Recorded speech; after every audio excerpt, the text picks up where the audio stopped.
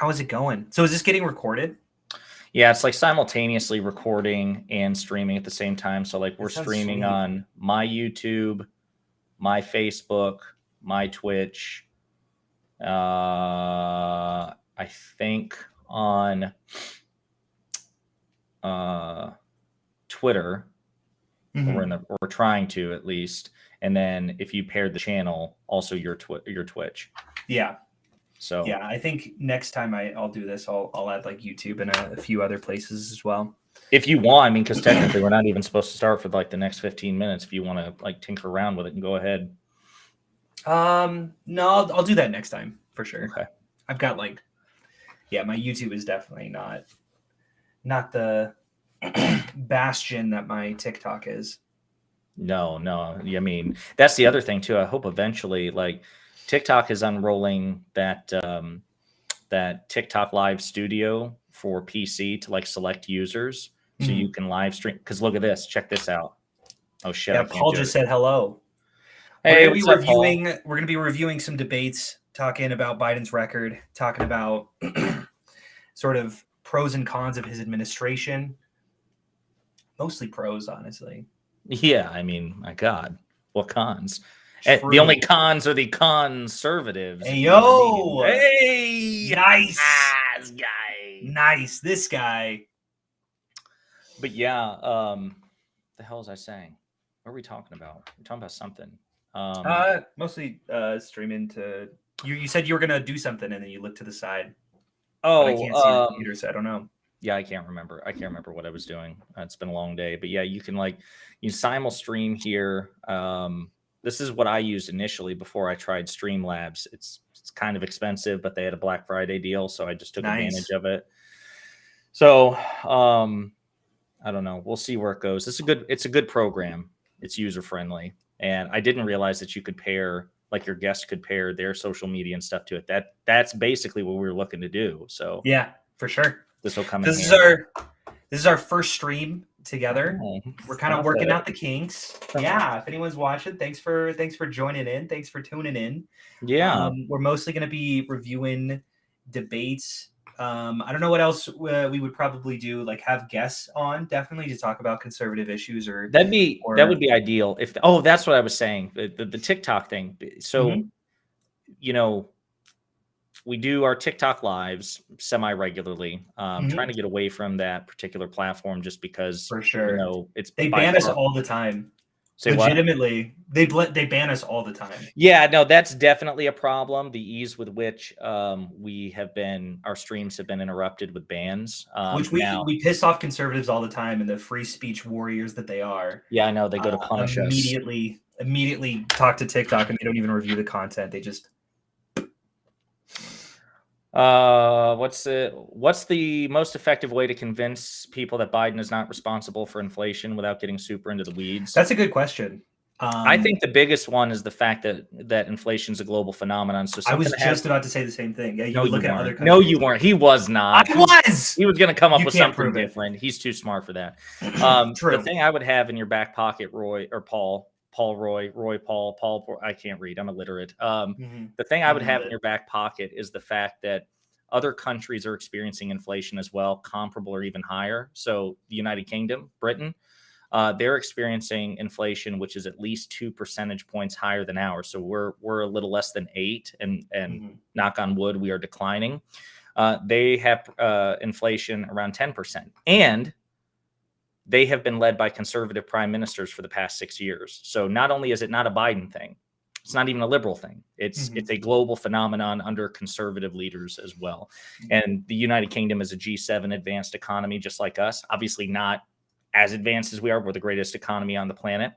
But high inflation has hit Germany. It's hit the United Kingdom. It's hit most advanced nations, Canada and others as well.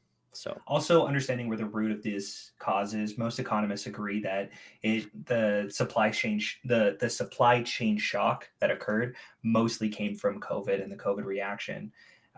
So understanding how sort of, I mean, we see how the supply chain just sort of changed and got warped so effectively, and we're still seeing knock-on effects to this day. And that's not due to any specific administration. that's just going to happen. No, and I mean, in the interest of good faith, I think that Stax and I would both cop to the fact that there are some credible economic analyses which suggest that President Biden's American Rescue Plan contributed a couple of percentage points to inflation because it was a form of economic stimulus. But you could also make the case for the 2 COVID stimulus bills that passed under President Trump. Because remember, there are 3 total, right? There was the American Heroes Act, the CARES Act, both of which were under Trump, and combined, they were twice as expensive as the American Rescue Plan under Biden. So inflation is not a Democrat phenomenon. It's not a domestic phenomenon. It is something that liberal and conservative, progressive and libertarian, it's a global phenomenon encountered by political systems of all persuasions. So I think if you just keep the UK thing in your back pocket, the 10% inflation of the UK from conservative prime ministers, that's going to be pretty hard for conservatives to debunk. 100% agreed. I'm glad you agree. Thank you. Thank you. Yeah, that's what I'm here for. All right, because Rum1n8's like, don't you think that having someone who disagrees with you would make for more interesting content? And he said, no, I kind of want to get jerked off just all day on stream. And I wasn't even talking about streaming, to be quite honest with you. True. Like, I think you misinterpreted my text. I did. I was talking about streaming. That's on me. Sexting gets weird between us, honestly. I mean, we had our first fight on Twitter, this whole like telenovela, epic drama. It was cute. I mean, but like, look, we're back together. Thing that we had together. Yeah. See? What we are hoping for eventually is, I mean, like right now we have a commanding audience of 2 people. The goal is to expand it to a legion of like 3 or 4. 3 people. Yeah, right. Exactly. No more than 4. I feel like we might be able to stretch our resources to 5, but we're capping it there. All right. I don't know, man. I mean, obviously it's going to have to be like a semi-regular thing. And that's the other thing. I'm determined, I guess, to get back into streaming, even though it's kind of on the fence, because I really enjoyed, like, TikTok is just so low effort, right? Like it's so low effort. Well, for you, I mean, I put a lot of effort into it, and I mean, we can look at the results. I have more followers than him. He's lapped me. It's a little bit troubling. I pray every day that he gets banned. If you wonder why you have so many like flags on your account, it's actually you know what? Let's just come out and say I reported you on our last TikTok live where you got banned. It was me. I reported you. I just got a video forced taken down. Really? Yeah. Do you get that a lot? How many videos? It's happened to me twice. One, I was fairly aggressive. Okay, the first time it happened was I was responding to a comment left for me in a video, and I was pretty mean. That the same thing happened to me right now, yeah. And then the second one was about where I was calling out the Republican Party for its predilection towards sex crimes. Like that seems like Republicans and conservatives are more likely than Democrats and liberals to be indicted or convicted of sex crimes. So that got taken down. Let's see what the chat says. My beautiful logo is blocked. They're asking about the Inflation Reduction Act and how it reduces inflation. That is a good question. What I will say, cards on the table, it doesn't just reduce inflation. There's a lot going on in that bill. The 2 main things, other than just inflation reduction, which we can get into, which I'd like to get into, I'll turn it over after that. But some of the things that are just involved in that bill aren't just about inflation. That's just kind of like classic political bills. You talk about one thing and then you throw a bunch of things in. It's one of the most progressive climate bills that honestly worldwide. It does a lot about like subsidizing solar and like other clean energies. That's like a big provision in it. They also have things on healthcare where they allow Medicare to negotiate prices, which is a big thing for healthcare. Insulin at $35. Mm-hmm. Yeah, so there's a lot going in that bill. It's not just inflation reduction. That's just kind of the nature of these large, all-encompassing bills. There's a lot of provisions get thrown in. But how does it reduce inflation? So you got to remember that the Inflation Reduction Act, its effects are supposed to be spread across 10 years, right? So it will increase revenue by I think it was like a 15% corporate minimum, like a minimum corporate tax, if I remember correctly, 15%. It was going to close tax hole loopholes that the rich exploit. It was going to expand and 15,000 IRS agents as well. I thought it was 87,000 IRS agents. Yeah, I think very possible. Yeah, pretty sure it's 87,000. Absolutely off on this. Yeah, I think it's 87,000 IRS agents, so that the government can make sure it gets the revenue from taxes to which it's entitled. I'm sorry? You're correct. Thank you.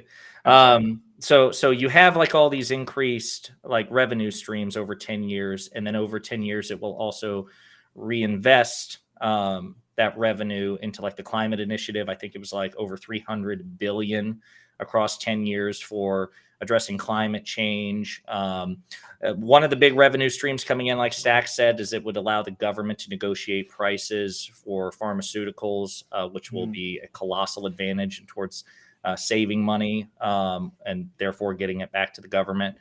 And the projections were from the CBO, if I remember correctly, the Congressional Budget Office, is that it would reduce the deficit by, I think it was almost 300 billion over 10 years. Okay, so I guess the prevailing theory is it will reduce inflation by, yes, increasing revenue, but also reallocating it accordingly, and it will be taking in more than it spends across a period of 10 years. But to really break down the nuts and bolts of it, I feel like we'd need somebody like a Boy in here. Yeah, for sure. This is definitely not like, I was way more focused on the climate side of things. That's definitely like my specific, what I care about a lot. You don't own the climate. The climate's not yours. True. I'm saying he's so like, he's so possessive and I am really selfish. I really don't let him get out, honestly. My name is Stax, and I own the climate. Weather is mine. Facts. Yeah. Facts. Listen, the environment is, as Jordan Peterson said, climate is basically everything. So that's my goal. Climate is everything. Like, if climate is everything, then everything is climate. And like, how do you account for your variables in the multivariate analysis? There, you can't have a study that takes into consideration infinite variables, Staxiom. So if climate is everything, I mean, don't you know? I don't know. That was an exceptional impression, because I started off with such low expectations. Yeah, as well you should. Like, it was impressive, and then I listened more, and you continued, and I was like, actually, this isn't that good of an impression, and it like immediately fell down. Well, I mean, the fact that you were briefly pleased. I was. You got to learn how to toe the line. Find the line for when you feel like you've got your audience captivated, and then cut. And that's a big thing. Is you got to. If climate is everything, well, we have to face the dragon in our souls. You know, the line between order and chaos in this multivariate analysis. I don't know. I'm doing like no. You're making an interesting point, which is there's two ways. What? You can do a not. Joke. No. There's two things. There's two ways God. that you can tell a joke. Okay. The first is understand where the line is and then cut it and just have a good time. The second one is you continue the joke as long as humanly possible until it becomes so not funny that it is actually funny. It's like the Norm Macdonald approach to yeah, comedy. exactly. Yeah. Exactly. I'm basically Norm Macdonald. I'm actually funnier. Yeah. There's a reason that he's no longer with us, because he was replaced by in the grand you? scheme of things, by me. So were you not funny before his death? Anyway, so let's watch the video. Yeah. Yes, but I'm actually real quick. I'm gonna tee it up and let you entertain our legion of audience for about 30 seconds, because I have to do a thing. Okay, sounds good. I'll be right back. Here's what I will be honest with. I'm terrible at impressions, but we're gonna try nonetheless. Get out of here. Now, here's the plan. Okay. I need everyone here to say that I did the way better of a Jordan Peterson impression than he did, because he thinks that I'm doing impressions right now. So if anyone could comment right now and just say, damn, that was way better than what Rum1n8 had going on at all. I really hope there's not a speaker in his room so that he can hear what's going on, but that would be just perfect. That would be perfect. I'm terrible at impressions, honestly, but Rum1n8 doesn't know that, because I just don't even try. Yeah. Any other questions about Biden's record? We'd love to answer, obviously. But we're going to be going over this video. You guys all failed me, and I hope you know that. How's it going, man? I'm back. All is well. I missed you. Thank you, buddy. I thought I was going to miss you, and then you roasted me earlier about me not being funny pre Norm Macdonald's death, and Pretty fair. It's unacceptable. So, Okay. What we have here, ladies and gentlemen, and non-binaries, is a debate between Destiny and NuanceBro. Now, again, to our legion of follower, singular. Destiny is obviously a very, very successful, very famous Twitch, YouTube political streamer he vacillates between neoliberalism and progressivism, but he is certainly of the left. We will not relinquish him. He is ours. No matter how hard he tries to escape, we will always drag him back towards the left side of the force. Facts. And then on the other side, you have NuanceBro. Now, Stax, are you familiar with NuanceBro? Not too much. You've sent me a couple things. I'm not too familiar with his brand of conservatism. It definitely seems aggressive. Are you familiar with his content? So I follow him on Twitter. Do you think Joe Biden has mental decline? I like his policies mostly, but I've seen so many clips from conservatives that make it seem like he's a little cuckoo. I think he's just old. He turned 80 yesterday. Yeah, there's a lot of criticisms that I don't accept about Joe Biden. The one of him being old, and also just our government in general being way too old, is very fair. I mean, we could think of the biggest presidential candidates. The last four were Donald Trump, Hillary Clinton, Bernie Sanders, Joe Biden. All of those people are like over 70. Yeah, Hillary Clinton is basically, she's the fresh-faced baby of the group at a true 75, Yeah. It's a little ridiculous. So I totally understand feeling like he's, probably old, going through a little bit of dementia, but at the end of the day, he's not my grandpa, so I'm not going to cry if he forgets my name. Is he passing the right policies or not? That's what I really care about at the end of the day. And if he's just a little puppet for the people behind him, he put the right people behind him. I don't know what to say. Yeah, I don't think it's, I see no evidence that it is dementia. I guess I couldn't rule it out. I think it's just cognitive decline associated with age. I mean, the fact of the matter is, Paul, I almost called you Roy again. I apologize, Paul, that Donald Trump is 3 to 4 years younger than President Biden. I mean, they are peers, right? They would have gone to high school together, but Biden would have had better grades by far. And if you look at Trump, if you compare interviews that he had, like anytime he sat down with Oprah Winfrey or whoever else 20 years ago, he was a much more fluid and sophisticated speaker than he is today. Like, now Trump does the, bigly, and it's tremendous. It's like he uses these like fill words because he clearly struggles to speak eloquently.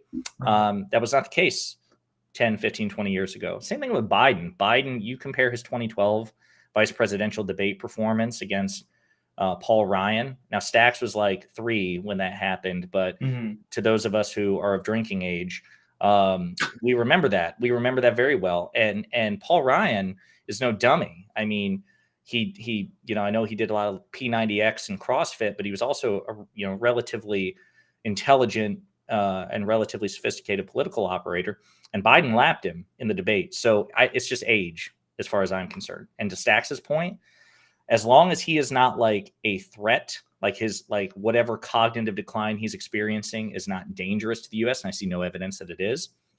As long as he puts the right people in place to help him make decisions, like Ron Klain and Pete Buttigieg, and he's got a very competent cabinet. Well, actually, I'm pretty sure not only does he have a highly competent cabinet, it has like one of the longest tenures. The fact that they're 2 years in and no resignations or firings. I mean, especially after Trump's that was the most like in and out administration. Yeah, come on, you're pointing incorrectly.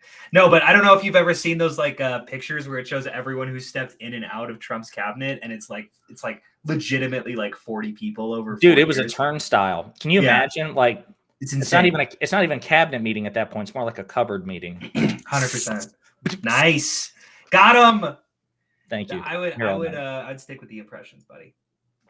Listen, you're really not in a position to tell me. There you go. I feel like I'm more like Kermit. Kermit, at that point. yeah, you're doing Kermit, which they pretty similar enough to. I feel like Jordan. Kermit's more thoughtful, True. than Dr. P. He's got some beautiful thoughts. Paul also asked, he's been firing on all cylinders and asking questions. I like that.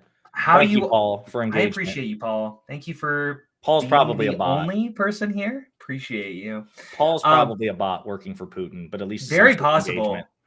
Honestly, I asked him to tell you to add in the comments that my impression was way better than you, and then he didn't follow through. So, I mean, how good of a... No, then I like Paul too. He's not a bot. He's a free thinker.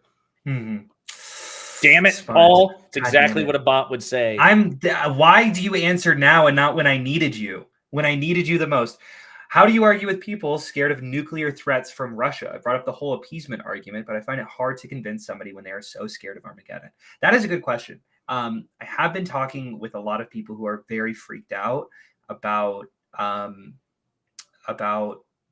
about World War III. And I think almost all of their arguments, I do have, some may say unwarranted, but I do think that we can have reasonable trust in our leaders not doing stupid things at this point.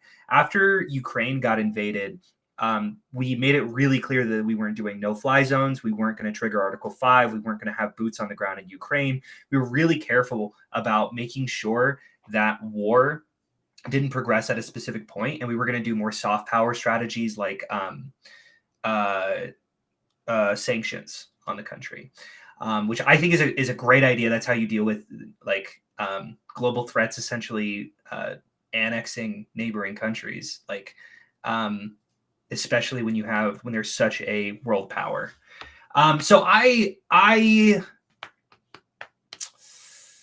Anything else? No, here's what I say. Listen, I don't think there's any reason to fear Armageddon. Listen, a lot of people will knock the movie because it's not, was not critically acclaimed, but I liked it. It had Bruce Willis, Liv Tyler, Billy Bob Thornton, and a bunch of others as well. Ben Affleck. I don't know if I saw this movie, but it looks terrifying. You never saw Armageddon? Of course not. I don't think so. Is this the one where Bruce Willis goes to the moon? He doesn't go to the moon, Stax. There's he goes a lot on of an movies. asteroid to drill a bomb into an asteroid that's about 50 times the size of Texas. I haven't seen this movie, but I have seen Ben Affleck's commentary on this movie where he makes fun of the director for saying that apparently astronauts can't learn how to drill, but drillers can learn how to be astronauts. I don't know if you've seen that. I have not seen that, but the director is Michael Bay, so I would not be surprised. It's so definitely funny. Style over substance. Has a phenomenal soundtrack featuring Aerosmith. I know you've heard that song. I don't want to. It's got some great cast. Yeah, at 100%. It's got Steve Buscemi. I think it's Steve Buscemi. I might be making it up. Steve Buscemi, Owen Wilson. Wow. Stacked. I don't know. I can't do that. That was better. That's you all right. Like that? Okay. Well, somewhere in between that and Kermit the Frog lies Jordan Peterson. Well, thank you. So Jordan Peterson is Owen Wilson and Kermit the Flog. Kermit the Flog's love child. No, I think Stax covered it. I mean, scary when you're dealing with nuclear powers, right? This was always for sure in the car. I mean, we've actually, people tend to forget it because we have the attention span of goldfishes, and it was 50 years ago, but we have come close to nuclear Armageddon before. Cuban Missile Crisis and and others as well. The good news is I think most people don't want nuclear Armageddon. So even if you got like a deranged leader to issue an order, it still has to be executed by people who probably don't want to die. And so, as Dylan Burns often says, people in that position do not want to give orders, especially if they're authoritarian, when there is an increased likelihood that those orders will be ignored. And I think that an order to fire a nuke would be the order that has the highest likelihood of being ignored. So that's probably the least likely one that a person would, issue. So. Yeah, I haven't verified any of this, but I like the sentiment. So I'm going to preach this fact and then just get across that sentiment, which is the best, the best that I can do. Basically, I heard this story where they got a notification that like nukes were incoming, and this was back in like the Cold War. This is some like Russian thing.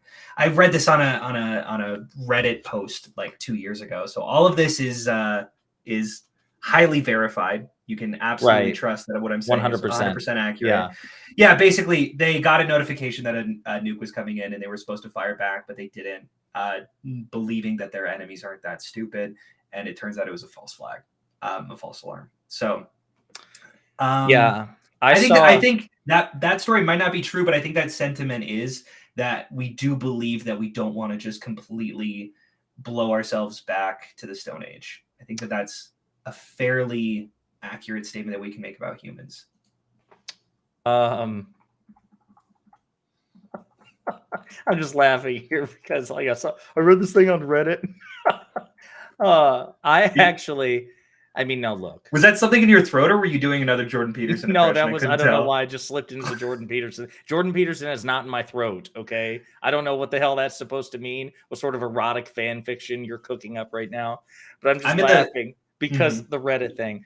I actually saw a documentary about nuclear Armageddon, and it's a documentary, and it's Denzel Washington is the survivor of a nuclear Armageddon, and he goes by the name of Eli.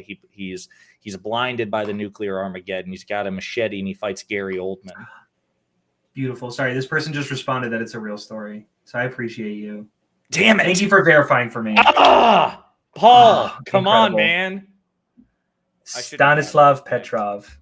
I shouldn't have done That's good to know. Here I was quoting. I could have looked it up at any point, but yeah. That's why we need to hit it big. If we hit it big, we can have a producer like Pac-Man and Tim Pool and Joe Rogan and just like verify some information on the back. 100%. Be like, excuse me, Paul, we'll get you in. Yeah. You stay with us. We'll be here every Monday. You be our little fact checker. Because apparently we can't check facts on our own. No, we're too busy being delightfully charming and roasting each other to worry about facts. I mean, exactly. This guy. All right, so getting all the way back to let's start the video. So NuanceBro is a conservative streamer. He's pretty big, I think, on YouTube. Not as big as Destiny, but I think a few 100,000 subscribers. He's like on par with Actual Justice Warrior. I put him, I don't know. So you're familiar with Rum1n8 and Lecture Fan, right? From Hippie. I know Rum1n8. I don't know if I know Lecture Fan. Well, they are very aggressive. Well, I was going to say they're very aggressive, propagandistic talking point machines. Like they're like very intense, and they're talking points one after another, very propagandistic.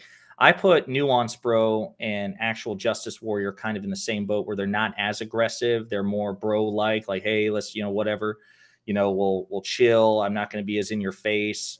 But they also regurgitate a lot of right-wing culture, war bullshit, and just reflexive defense of Republicans. So I'll leave it to you to judge how you think he does and how his demeanor is. I got about 5. Live watching. Have you watched this already? I got 5 minutes in, and I'm like, hey, we should probably cover this. And so I backtracked. Beautiful. So Destiny actually put out the video today. I watched maybe 5 to 10 minutes of the modern day debate version as this was streaming live.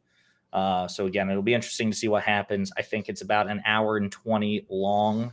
I'm going to speed it up to 1.5 maybe. Now Destiny is always at 1.5, so that might not work, but we'll see. And then of course, if either of us have anything to say, I will pause it if I see something on my end, and then you can let me know if you want to pause it on your side to interrupt if you've got something. So yeah, absolutely. Let's get started. Yeah. Biden's record. And 1 second.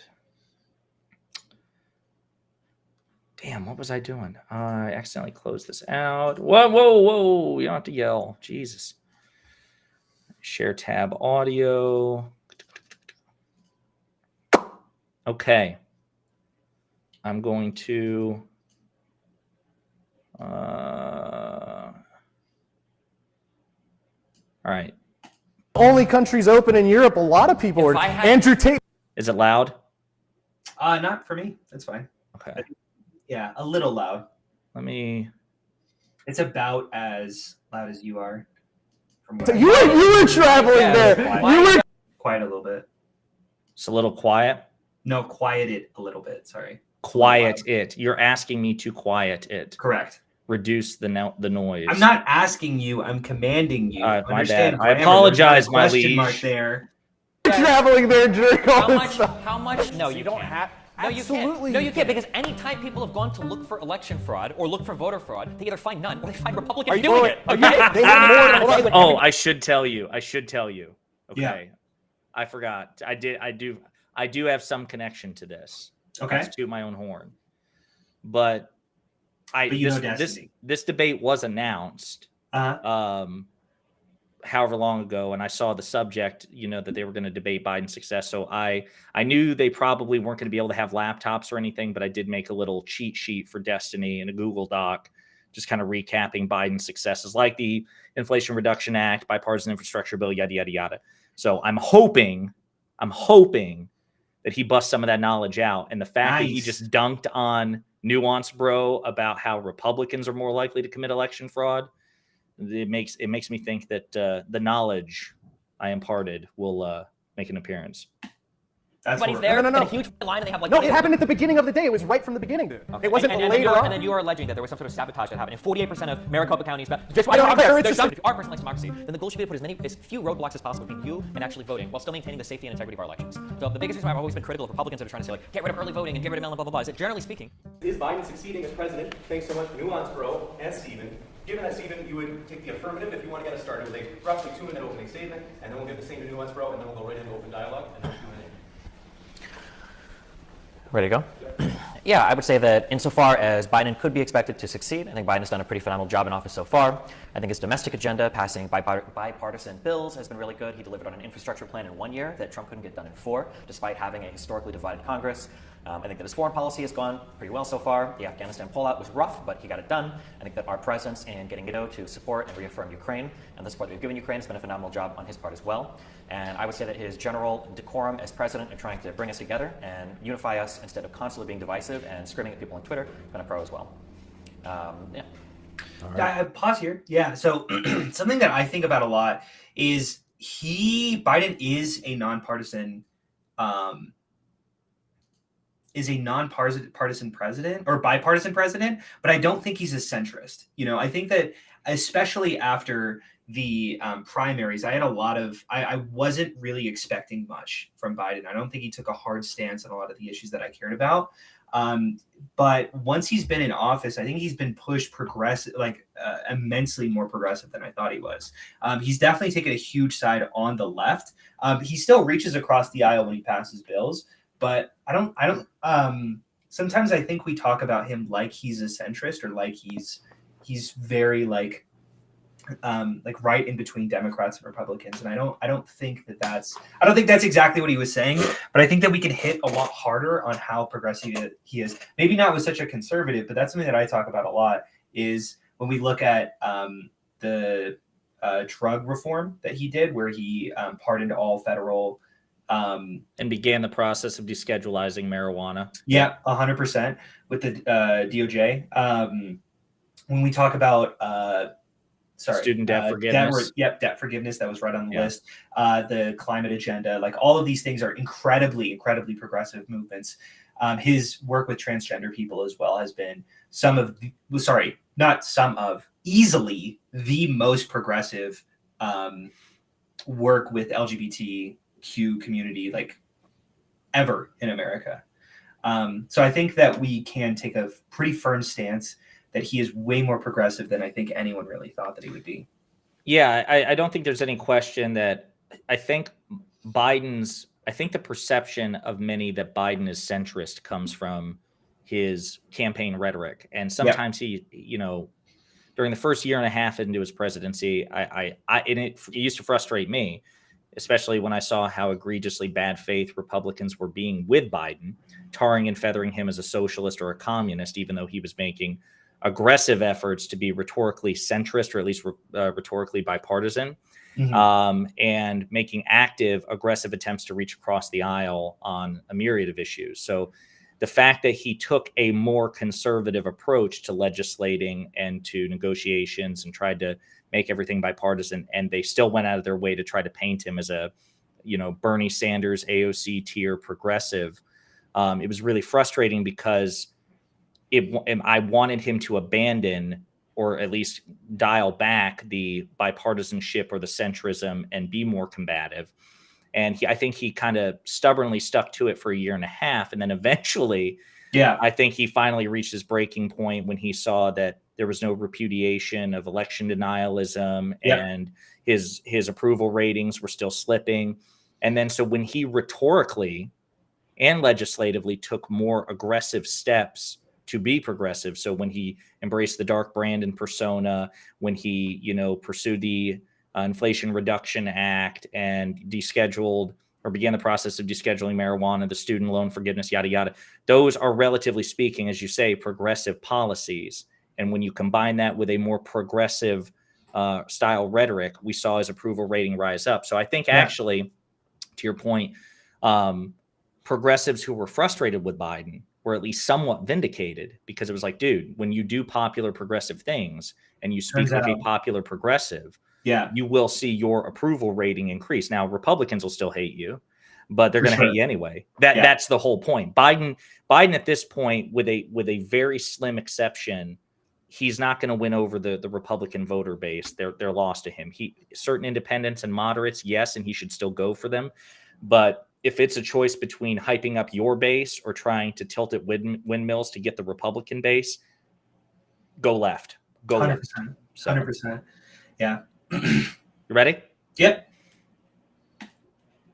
As far as how Biden's doing, succeeding, I think you just look around us, you see inflation's right around 8%.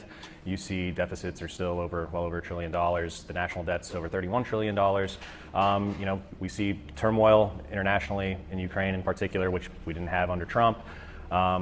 And domestically, for the legislation that he's passed, the Inflation Reduction Act, which doesn't actually reduce inflation, it just continues to rack up spending, and actually breaks some of his promises to not tax those making under $400,000 a year. So I don't think things are going too well under Biden's America, and the people tend to agree, when you look at the polling, that they're not happy with the state of the economy under Biden.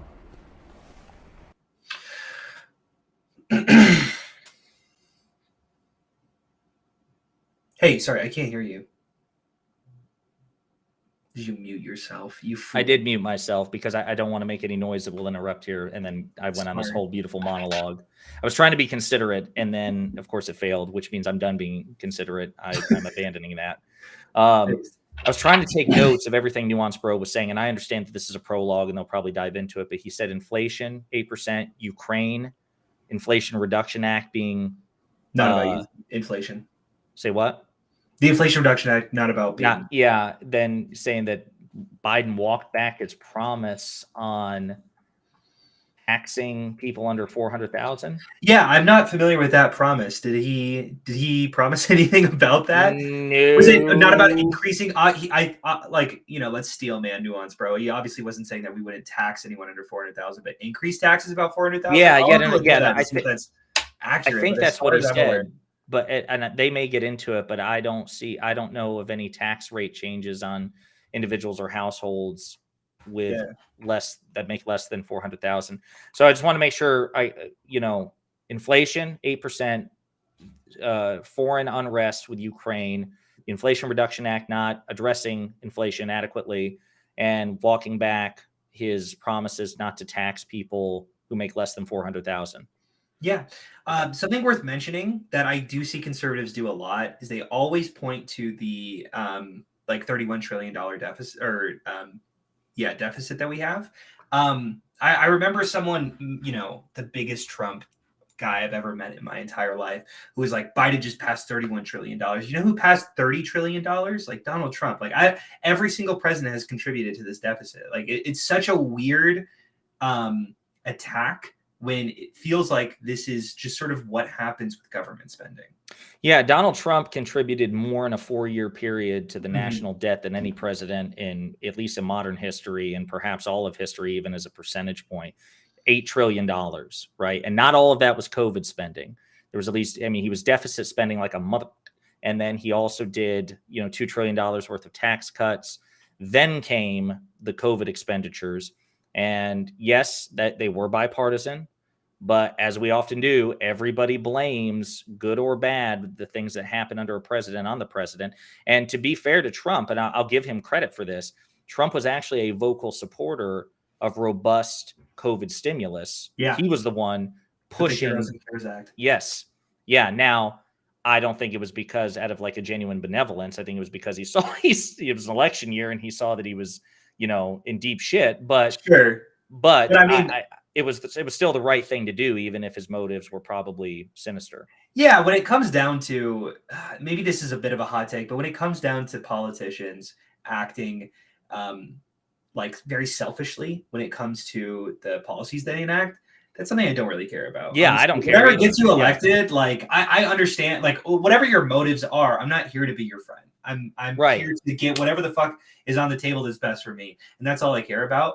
And I think you could make an argument that it's not a politician's job to do its best for the country, but to listen to its people. I think that's an interesting argument. We can definitely walk through that if we want to, but I'm definitely privy to that. Like, I think that's like, I think it depends on, I think it depends on the style of leadership. There's this idea of like delegate versus whatever, the idea that one, you're supposed to be basically just a blank slate for your electorate and you go in there just to parrot what they want. And then the other notion of leadership is, you articulate a vision, and if they support you, they elect you, and then you make the decisions. That's the representative republic angle, where it's not a public referendum. You make the decisions. In order to be reelected, you should probably make decisions which are popular with your constituency, but you're not beholden to them necessarily, because if they have a problem with it, in theory, they could just vote you out. Blue Collar says, how's it going, guys? NuanceBro was a right-wing talking point machine in this debate. Has he come out as a full Republican yet, or is he still playing the independent that dislikes both sides? I didn't know that he styled himself as an independent, and from what I can tell, I haven't seen that much of him, but like definitely doesn't seem like an independent to me. No, I mean his points. I mean, he just gave the preamble, and it was stock right-wing talking points, but I haven't seen. I want to give the devil his due. It's entirely possible that in this debate, he does better, but I have little faith because I see him on Twitter. I follow him on Twitter and try to poke at him on Twitter. To no avail yet, but we shall see. I poke too many people on Twitter. I've been blocked by like so many of these big Twitch voices. It's crazy. Christopher Rufo blocked me, which I took that as a badge of honor because that dude, he is just not a good person. He's like one of those not good people. Yeah. Yeah, for sure. I mean, I don't want to use salty language, but he's like not a good person. Like, excuse my French, but like, I don't know about him. No, I do not know about him. I agree. All right. You got one ready to open dialogue? Okay. The first thing on the Inflation Reduction Act, I don't believe that increased the deficit because I think that was matched with spending cuts, right? I think the Inflation Reduction Act wasn't increasing the deficit at all, the budget deficit. I think it was paired with all the spending necessary. So over 10 years, I believe it was projected by the CBO to do something like $90 billion over 10 years, which is $9 billion a year, which is nothing. Well, sure, but I'm just saying it didn't increase the deficit, right? Because part of his goal with it was to make sure that it was paired with the budget cuts so that it didn't actually increase the deficit. It's arguably as close to like deficit neutral as you could probably get. Yeah. Well, that's cool. It's not increasing the deficit. He did bring the deficit down. Just real quick, I do like how NuanceBro is like, it basically makes the deficit worse. Okay, and then 30 seconds later. And then it's like, oh, wait, but it actually doesn't. And he's like, okay, yeah, but is that good? It's like, it's the classic, like, moving the goalposts of, hey, this is really bad. And then someone calls you out and you go, well, it's not good. And then someone's like, oh, it does seem good. And it's like, well, it's not great. Right. Just like a subtle goalpost shift there. From, I believe when he came in for the first year, I think it was $2.8 trillion. The next year was $1.4 trillion. We had big budget deficits, but I mean, we had to spend our way through the lockdown. So I don't know how much more he could have done there. Sure, but a lot of those were temporary measures that had to do with like stimulus and also the economy being shut down and things like that. So it wasn't really him bringing the deficit down. It was just the nature of how COVID played out and the policy at the state level and things like that. Yeah, that's kind of true. But I mean, I'll give him some credit for cutting the spending because it seems like people often. So here's the thing, and I know he's talking about deficit reduction here, but I just want to say this kind of as a quick point. I will give Biden credit on deficit reduction. I mean, I understand to be fair to NuanceBro, I understand where he's coming from because it's not like Biden and Democrats or even on a bipartisan basis passed the sweeping legislation which cut expenditures. Not really. But the fact that we were able to, under Biden, get a vaccine rollout, which allowed the economy to open back up, which precluded additional stimulus spending, which caused deficit reduction or helped contribute to deficit reduction. I do kind of give him credit for that. And it's also one of the reasons why when right-wingers say Biden shouldn't get credit for his jobs numbers because it's just jobs coming back after the pandemic, it's like, well, the metric by which we evaluate job gains and job loss under a president, they've not changed, right? So it's the same standards. If jobs are lost under your administration, we count those as job loss. We've always done if those jobs are gained back in the later administration, those are counted as gains, even though you can make the argument that you're just you're just grabbing those jobs from before, you still did a job at retaining them. Right. And also, I mean, you can actually point to specific policies that Biden did that contributed to these jobs coming back, which is, again, the big one being the vaccine rollout. Take the American Rescue Plan out of it, because I imagine that's going to come up because you could argue that was his. I mean, actually, no, you can't argue that was his first major legislative accomplishment. So I'm sure it'll come up. But Biden presiding over a successful, sweeping, aggressive vaccine rollout is what allowed the economy to open back up, which allowed those jobs to return. And there's no telling what it would have been if we'd half-assed the vaccine rollout as it had been under Donald Trump, where he basically at the end of his administration just gave the vaccines to the states and like, good luck. There had to be federal coordination, and Biden not only provided federal coordination, he took it a step further, negotiating deals with Uber and Lyft and increasing the federal pharmacy program. So Walgreens and CVS got yada, yada, yada. So Biden does deserve credit. I disagree with NuanceBro there. For sure. Samuel Holman says, NuanceBro is very good rhetorically. It kind of reminds me of how Fuentes talks. Very calm and seemingly charismatic. I do believe you're referring to me, good sir. The opposite of Stacks. What? What a strange response. He said very calm and seemingly charismatic. He is clearly talking about me, not Fuentes. He's not talking about me because that comment infuriated me. Exactly.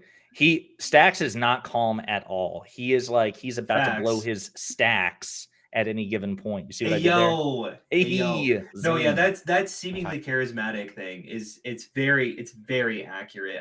We don't even have to say seemingly. It is these are charismatic figures. They do know how to carry themselves to maintain some sort of poise over the most obscene and disgusting positions possible, but they warp it in a way that really feels logical and thoughtful. And Stacks really likes cults, so that's another reason why he's standing really hard with these charismatic people. No, we know we weren't talking about you. We were just joshing around. Yeah, I know. I was redirecting your compliment, Samuel. Samuel's like, no, of course I'm not talking about you, you loser. You piece of crap. Thanks, Sam. Appreciate that, buddy. All right, you ready? Yeah. Times are reticent to. So, for instance, when we talk about inflation, man, it's really early. Yeah, got like 2 hours of sleep. No, it's good. When we talk, when we look at inflation, for instance, so this is something that triggers me. People will be critical of everybody for spending because everybody wants to claim the other guy spends too much. When they get in office, they spend like crazy. But it seems like Republicans are especially prone to this. When Trump stepped into office, he inherited like a pretty booming economy from Obama. Obama's economy had been posting all-time highs, I think, since 2013 in the markets. And when Trump came in, that trend continued and ramped up a little bit more. But he did it on the backs of like massive deficit spending. He did his huge tax cuts, which was the only major piece of legislation. Well, it's not really like deficit spending tax cuts, giving people back money that they already own themselves. Sure, but it runs up the deficit if you don't meet it with spending exactly. cuts. But yeah, he reduced the income of the federal government. He didn't reduce the spending at all, right? It's not like deficit spending. It's only deficit spending if you don't also, if you don't. It's such a if you don't make cuts. Well, he didn't make cuts, so it is deficit spending. Like 100%. It's so frustrating. This mind warping, mind gymnastics idea of, oh, technically, this isn't spending. We're just giving the people back their money. It's such a twisting of words whenever it's your candidate versus the others, and it's like we're using the same definition. We're clearly not. These people are clearly not using the same definitions throughout. No, not at all. And I do like how Destiny pointed out that, because again, a lot of conservatives do this. They pretend that when President Trump was elected, that he stepped into like this blank slate and there was no economy at all. It was either terrible or it just didn't exist, and he built the whole damn thing from scratch. It's good that Destiny's pointing this out, because the reality is Trump's best metrics were basically continuations of Obama era trends. Now, in some cases, like the stock market, for example, there was an uptick, right, under Trump, where the trajectory increased somewhat, but it didn't happen in a vacuum. He inherited an excellent economy that Obama had to rebuild from the Great Recession, triggered by George W. Bush. So that's the other thing. It's like you mentioned. You used a metaphor earlier about building something, or you said something earlier, but anyway, I'm co-opted here. It's the equivalent of. Say what? I don't know what you're referring to. I use this. Well, metaphor? you said something. I'm sure it was brilliant. I'm sure it was. No, very it wasn't. thoughtful We can't even remember it. I'm about to make it so much better. I'm actually about to add some brilliance to it. Okay. Yep. It was such a pedestrian metaphor that neither of us can remember it exactly. Yeah. But I'm about to add some polish to it. But basically, if the economy in this metaphor is a skyscraper, Trump added like 2 or 3 stories to it on a 30-story structure that he inherited, right? We wouldn't give him credit for all 33 friggin' stories. Like if someone was like, wow, Donald Trump built the tallest building, or this really tall building. No, he didn't. He added some shit on top of it. The 9/10 of it was built by the guy before him. And then he was actually on site when the whole thing collapsed, Yeah. So which credit where credit was due, for 6 months, a year. That's right. Or so, he didn't topple that entire thing down. Yes. So yeah. Congratulations, 100%. Mr. President, if you're watching. 3 stories. Yes, that's right. For 3 weeks, the economy did really well under Trump.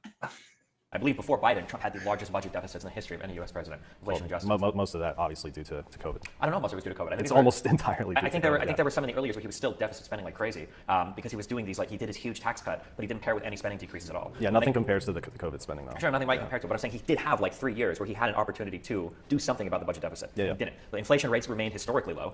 His spending was insanely high. And then towards the end of his term, obviously the coronavirus picked up, but the idea that like Republicans try to throw the deficit at or inflation or whatever at Democrats when they have every opportunity to do something about it and they don't, because Trump did nothing to deal with inflation, right? Because he wasn't seeing it in his administration yet at all. Not necessarily. I mean, inflation's not just a function of the amount of spending that the government does or the amount of money out there necessarily. It also has to do with the supply, like the actual supply of goods and services, production. So production was cut massively. Obviously in part due to COVID and also part due to policy. But see, pause. This is so infuriating because Destiny's asking him point blank right here a question. I hope he doesn't let him pivot and sort of tries to nail him on this. But he asked a very specific question, which is why did Republicans do absolutely nothing about inflation? Trump cut taxes and did not cut spending. That is deficit spending. Like you're doing all of these things that you don't seem to criticize Republicans for. Why didn't they do the other side? And then he starts pivoting to talking about how it's not really exactly his fault because they had to do this specific thing. It's so frustrating. He pivoted. Then he pivoted again when Destiny was like, okay, but even before COVID, there were trillions of dollars, that Trump added to the debt and quite a bit in terms of deficit spending. Right. So NuanceBro is trying to pit it all on COVID And then Destiny is like, no, it's not all on COVID. It might mostly be on COVID, but there was quite a substantial chunk where there was absolutely nothing being done about. So then NuanceBro says, well, I mean, inflation isn't just about government reckless spending. Yeah, it's about policy. And then he's like, and production. Yeah, and he was talking about how production, struggled, but that wasn't Biden's fault. Production dropped. Like the country was experiencing lockdowns under Trump, not Biden. Mm-hmm. Production declined under Trump, not Biden. It actually came back up under Biden. So it's like you pivoted twice, maybe 3 times in that exchange right there. Mm-hmm. And it's like Destiny's chasing him down. It's like he's constantly like check it. So it's the most infuriating part of a conversation sometimes is when a person doesn't answer a direct question. But he's given the game away now. First, it was Biden's responsible for inflation. Then it's increasing deficits and yada yada yada. Then it's like, actually, no, it happened under Trump. Then it's like, okay, well, it was COVID. No, okay, some of it was under Trump, but there was also, there were production issues too. Well, that also happened under Trump. Okay, it'd be interesting to see where he goes from here. Yeah. In the early days of Trump was actually good. Like we didn't have a lot of problems, supply chain issues, things like that. So inflation was. The early days of Trump. Hey, the first 2 years we didn't have major production issues. What? No shit. I mean, like, what are you comparing it to? Biden hasn't had early pre-COVID days. All 100%. Of Biden's presidency has been in COVID either recovery. Through COVID. So this track record is absolutely insane to pivot against these 2 presidents. Let's see. Blue Collar says you got to get a scoreboard up and track how many times he pivots. That's actually going to be Stax' job. Stax is going to be my Vanna White. Okay. Your what? Vanna White. Okay. Again, Vanna White. You're is 11. This a reference that I'm too Vanna young White for? Is a reference to. I almost said Jeopardy, but that's not right. What's the letters? Wheel of Fortune. Wheel of Fortune. I've never seen it. She's the one who touches the letter things. Oh, sure. Yeah, you're Vanna. So you're going to be doing the scores. And then Samuel says, I appreciate the response, boys. Love the streams lately. I'm trying to get more people to watch y'all. Turns out everyone I talk to is just bored by granular political conversations, unfortunately. That's why we try to add some flair to it. Yeah. So, I appreciate that, though, so much. Thank you so much for watching us both, or, mostly me, and then I guess Rum1n8 whenever he's here. No, I mean, it is. Listen, Stax is basically the main draw here. I'm his sidekick. I'm Rum1n8. I feel like you're never gonna get over the fact that I embarrassed you. He talks shit about my username all the time in front of like 2,000 to 3,000 people, and I don't think I don't think he's gotten over it. Yeah, but what is Staxioms? Nobody knows what the hell Staxioms is. It's a merge of Stax, which is a Magic the Gathering reference, and Axioms, and it's about how we can learn philosophy from the small, nitty gritty parts of our lives and how it can influence our decisions. Moving on. If you just watch my TikToks, you totally understand this reference, but I guess not. I think that's fine. Mute. I'm not upset. I watch your TikToks. Why would I be upset? I watch your TikToks on mute, and I see your follower count continue to lap mine, and it's just like fills me with burning rage. Just to watch my cute face. Yeah, I appreciate that. You're just eye candy. You have nothing else to contribute. Kept down for most of those years, even though there was a lot of record spending and things like that. Yeah, I agree that inflation is like a multifaceted thing, but for a lot of the supply chain issues, like a lot of these are international, right? It's not like only the United States is experiencing inflation related to the supply chain issue. I'm pretty sure this is like a worldwide problem. I think even China, even to today, I think China's still taking like pretty insane measures for locking down whenever the coronavirus happens. Sure, but their inflation's like 2-point-something%. It's not as crazy as ours, and they didn't have the issues at first of all, they produce everything, so they don't need to import the same amount of stuff like we do, and we had all the backups at the ports. A lot of that had to do with really bad logistics policy that the federal government could have been more involved in and actually managing, but they were like, oh well, that's LA's issue, we can't really do anything about it. I think a strong leader, an effective leader, could have taken charge and actually even used the bully pulpit, or they have connections at local levels and state levels to get things done like this, because this is not just an issue affecting the port of Los Angeles, this is affecting the nation. Realistically, I don't know how much the federal government could have done to step in and just like alleviate the port issues. Honestly, even literally just talking to leaders and saying, hey, why do you have this limit where you can only stack shipping containers X yay high when we know you can actually do way more, and this would help alleviate a lot of pressure. Or even divert ships to like. So I'll be honest with you, I don't know. Weird gripe that comes out of nowhere. Well, I was going to say, I don't know a lot about this particular. I mean, I remember seeing the headlines about, various ports of entry, major ports, especially on the West Coast, being backed up. I do remember that. I don't remember to what extent the Biden administration was involved or not. I thought the Department of Transportation was playing a pretty active role in trying to, increase funding and resources to get those ships unloaded. But you know what I do find hilarious? I like how Mr. I assume conservative or independent libertarian, however chat says he styles himself, is saying that a really strong, effective leader would bring the federal government into local port. Like, okay, interesting how that works. Yeah, interesting. 100%. You want the federal government nowhere in sight until you do at the last second, and it's a Democrat, and a Democrat doesn't, bring the and full suddenly weight the government's not involved enough. Right. It's almost like I'm starting to think that maybe this guy's just a contrarian. Like, it doesn't matter. Like, if Biden had left it, well, it's a state and local issue, man. We respect the separation of powers and, blah, blah, blah. If Trump had done that, that would have been like, well, listen, you know what? It's really good that the federal government doesn't get involved with things it's really not, in a position to. It leaves it to state and local government who have a much better understanding of what's going on the ground. Then Biden does it, apparently, which that's taking him at face value, which I don't even know if we should do that. But do you remember anything about? I don't remember anything about the ports of entry, honestly. So is this a supply chain issue? Is that the fact that I missed this? I think it was both a supply chain issue and a manpower shortage of people like to service the ports. I think it was a combination, if I remember correctly. Sure. So this is a market issue, and I don't know. I'm not familiar with this story. I don't remember this occurring. Well, then I guess we'll go on. But if you want to be the fact checker and Google minimize Pornhub and Google, I was just straight up gonna type minimize Pornhub into my Google search. All right. Yeah. Like, it's just a matter of stacking more containers on a ship. That was a huge part of it. Absolutely. That was a huge. No, not on ships, in the actual storage areas of the ports. That's why there was a huge backlog in the actual ocean. And it's the federal government's responsibility.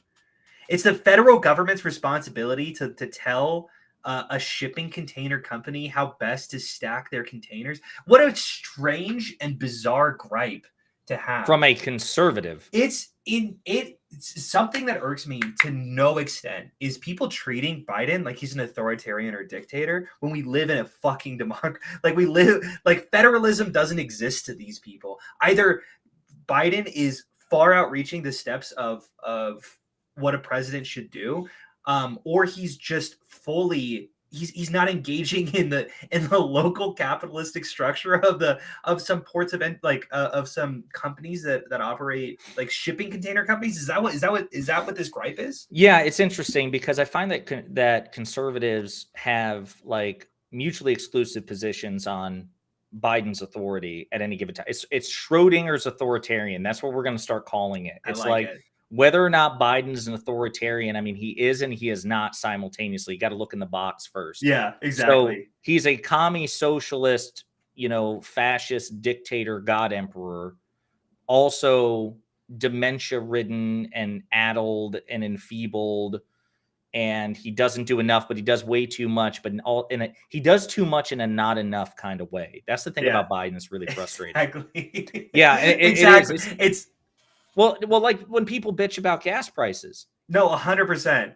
100%. There's 1,000 things that I'm thinking of right now. Like, why didn't Biden abolish the police? We hear from the progressives, or it's almost infuriating to talk to people who just simply don't understand federalism or like the role of what a president is. Well, like even nationalizing, like I hear people say this all the time. Why doesn't Biden nationalize X, Y, and Z?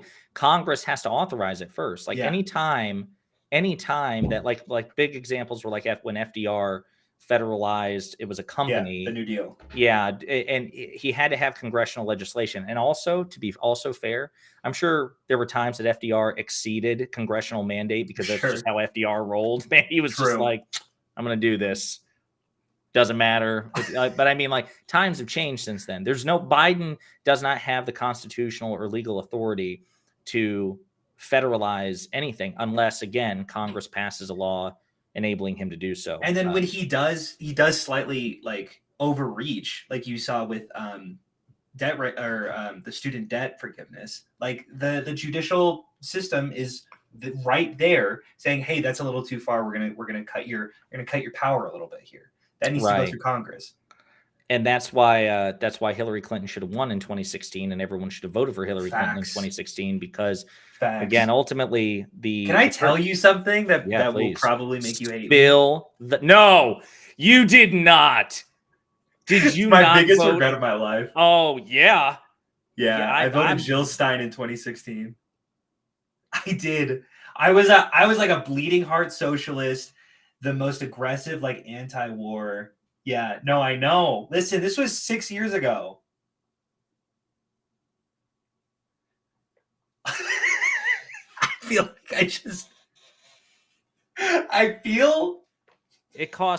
you just cost us democracy, and you just lost a friendship too. I definitely live in one of the reddest states. I live in such a red state. Here's something that did influence my decision. I will tell you that if I lived in any like state that like any pivot state or anything like that, I absolutely would have voted Hillary Clinton. But I live in the reddest state. We didn't even have a Democrat. I can't even look at you.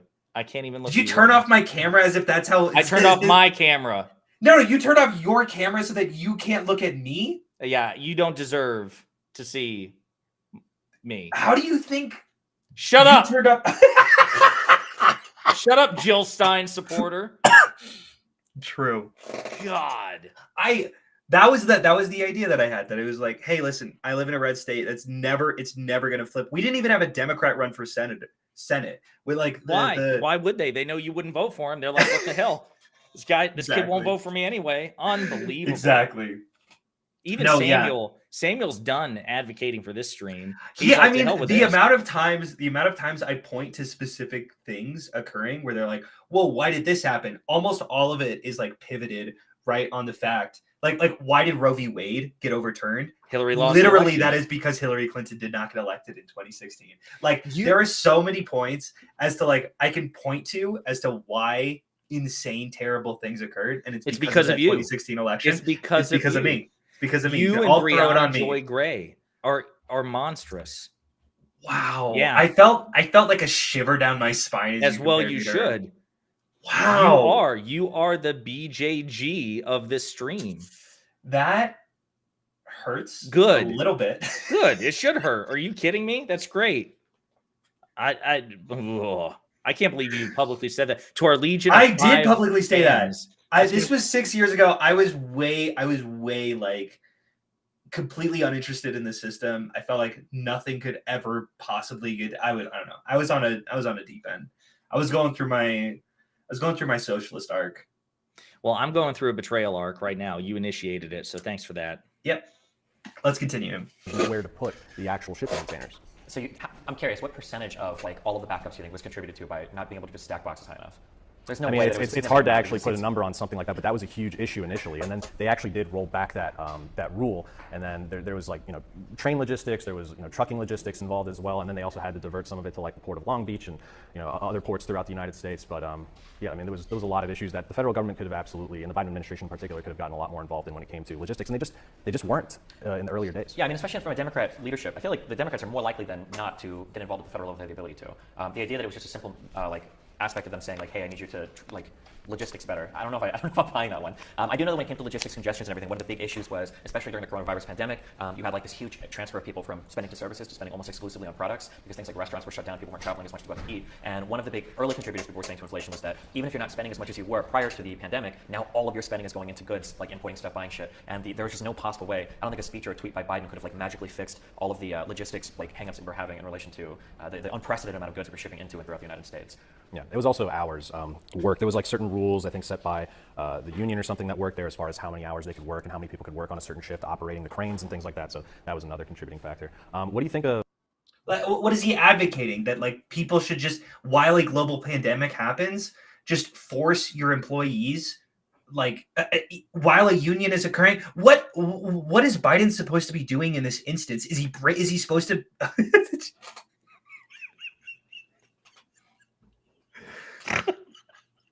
Took me a little while to fucking see that shit. I'm sorry. Okay. All right. My bad. You were saying? I got completely distracted. Oh my god. I forgot your ADHD kicked in. Oh fuck. Man, you were on a roll there. I totally. Is he advocating? Like, how does the president, like, in NuanceBro's ideal world here, what he's thinking is, okay, gotcha. So, our economy is not functioned to deal with a worldwide pandemic. Everything is shutting down. People are freaked out to go to work. We can't get things on time. Like, multiple businesses are failing. People are losing their jobs. All of this shit is happening. And Biden needs to come in and break up a union at a shipping container company so that these people can be forced to work longer. Like, is that really his solution? Is that what he's advocating for? So it was weird. Obviously Sorry, subtly, right? Like, he's not actively implying this. He's more just being on the aggressive, like being the aggressor here, and just pointing out someone, like, here's what he could have done. I don't know. I think it's funny that he's simultaneously saying Biden didn't Democrat enough, but also he didn't anti-Democrat enough by union busting. Like, I'm so confused. Like he's Biden. There, it's the tale of two Bidens. You have to have light Brandon and dark Brandon, and light Brandon would I don't know who is what to NuanceBro, but one of them has to bust the unions, and then the other one has to use the power of the federal government to compel shipping industries and ports to do things differently. So, like, not only like shipping companies, but also like port authorities, right? So like you know what I mean? Like local governments, state governments, municipalities. It's like this three-pronged, mutually exclusive thing. I'm almost thinking that perhaps NuanceBro is just looking for a way to blame Biden for whatever, and it doesn't really need to be cohesive, just as long as it gets to the same. Throwing this on the president of the United States is such a weird. It's like, it's so out of left field. Like, when this occurred, there is no way that anyone at that company was looking at themselves and being like, "Hey, when's Joe gonna get here?" Guys, I don't think we have a solution here. This seems like a problem. Where is the president of the United States? It's hilarious. Blue Collar POV says, clearly NuanceBro is okay with the federal government pressuring states and private companies. I'm sure he'll hold that standard with something like vaccine mandates. Good call. Absolutely. Well said, sir. True. Well said. We're going to put this up here. Yes. I forgot I can do this. So now when I want to read a comment, or when we want to read a comment, we can do this. That's pretty neat. That's I gotta look at all the kinks and how the features. Yeah, I need to look at all the kinks of how this works. Stop it, this guy. All right, you ready? Mm-hmm. Of Biden breaking his promise not to raise taxes on people making under $400,000. I think he still reiterated that promise for not doing it under. It was $450K, I think, right? Something like that. Yeah. Wait, has he yet? Well, has he what? Has he raised taxes on that? Under the Inflation Reduction Act, yeah. How did the Inflation Reduction Act raise taxes? So if you look at the JCT, right? It's either JCT or JTC, I can't remember. It's basically like the tax version of the CBO, supposedly nonpartisan governmental group, and they determined that the Inflation Reduction Act actually raised taxes on those making $450,000 on the revenue side, basically saying that it disproportionately affects those on the bottom side, like people making under $450,000. Disproportionately affects how though? Like, so it's not just a matter of tax rates, because obviously tax rates weren't physically raised, but when you're raising revenue, that money comes from somewhere in the economy, and they're saying, based on their analysis through the various measures of revenue raising throughout the Inflation Reduction Act, that it disproportionately affects people making under 450 or whatever the number is. Yeah, I guess it would depend on where you're getting that money from, but like almost anything. So I know a lot of the Inflation Reduction Act had to do with stuff related to energy. Almost anything related to energy that you're increasing or getting more revenue is probably going to pause this real quick. Because this is this is such a disingenuous gripe here, because Biden made it clear, okay, I'm not gonna decrease taxes on people under the 400,000. Apparently, I don't even remember this promise, but he did. Sure he said that I do remember him repeatedly during the campaign, and then really throughout his entire presidency, that he would not raise taxes 1 cent on anybody making less than $400,000.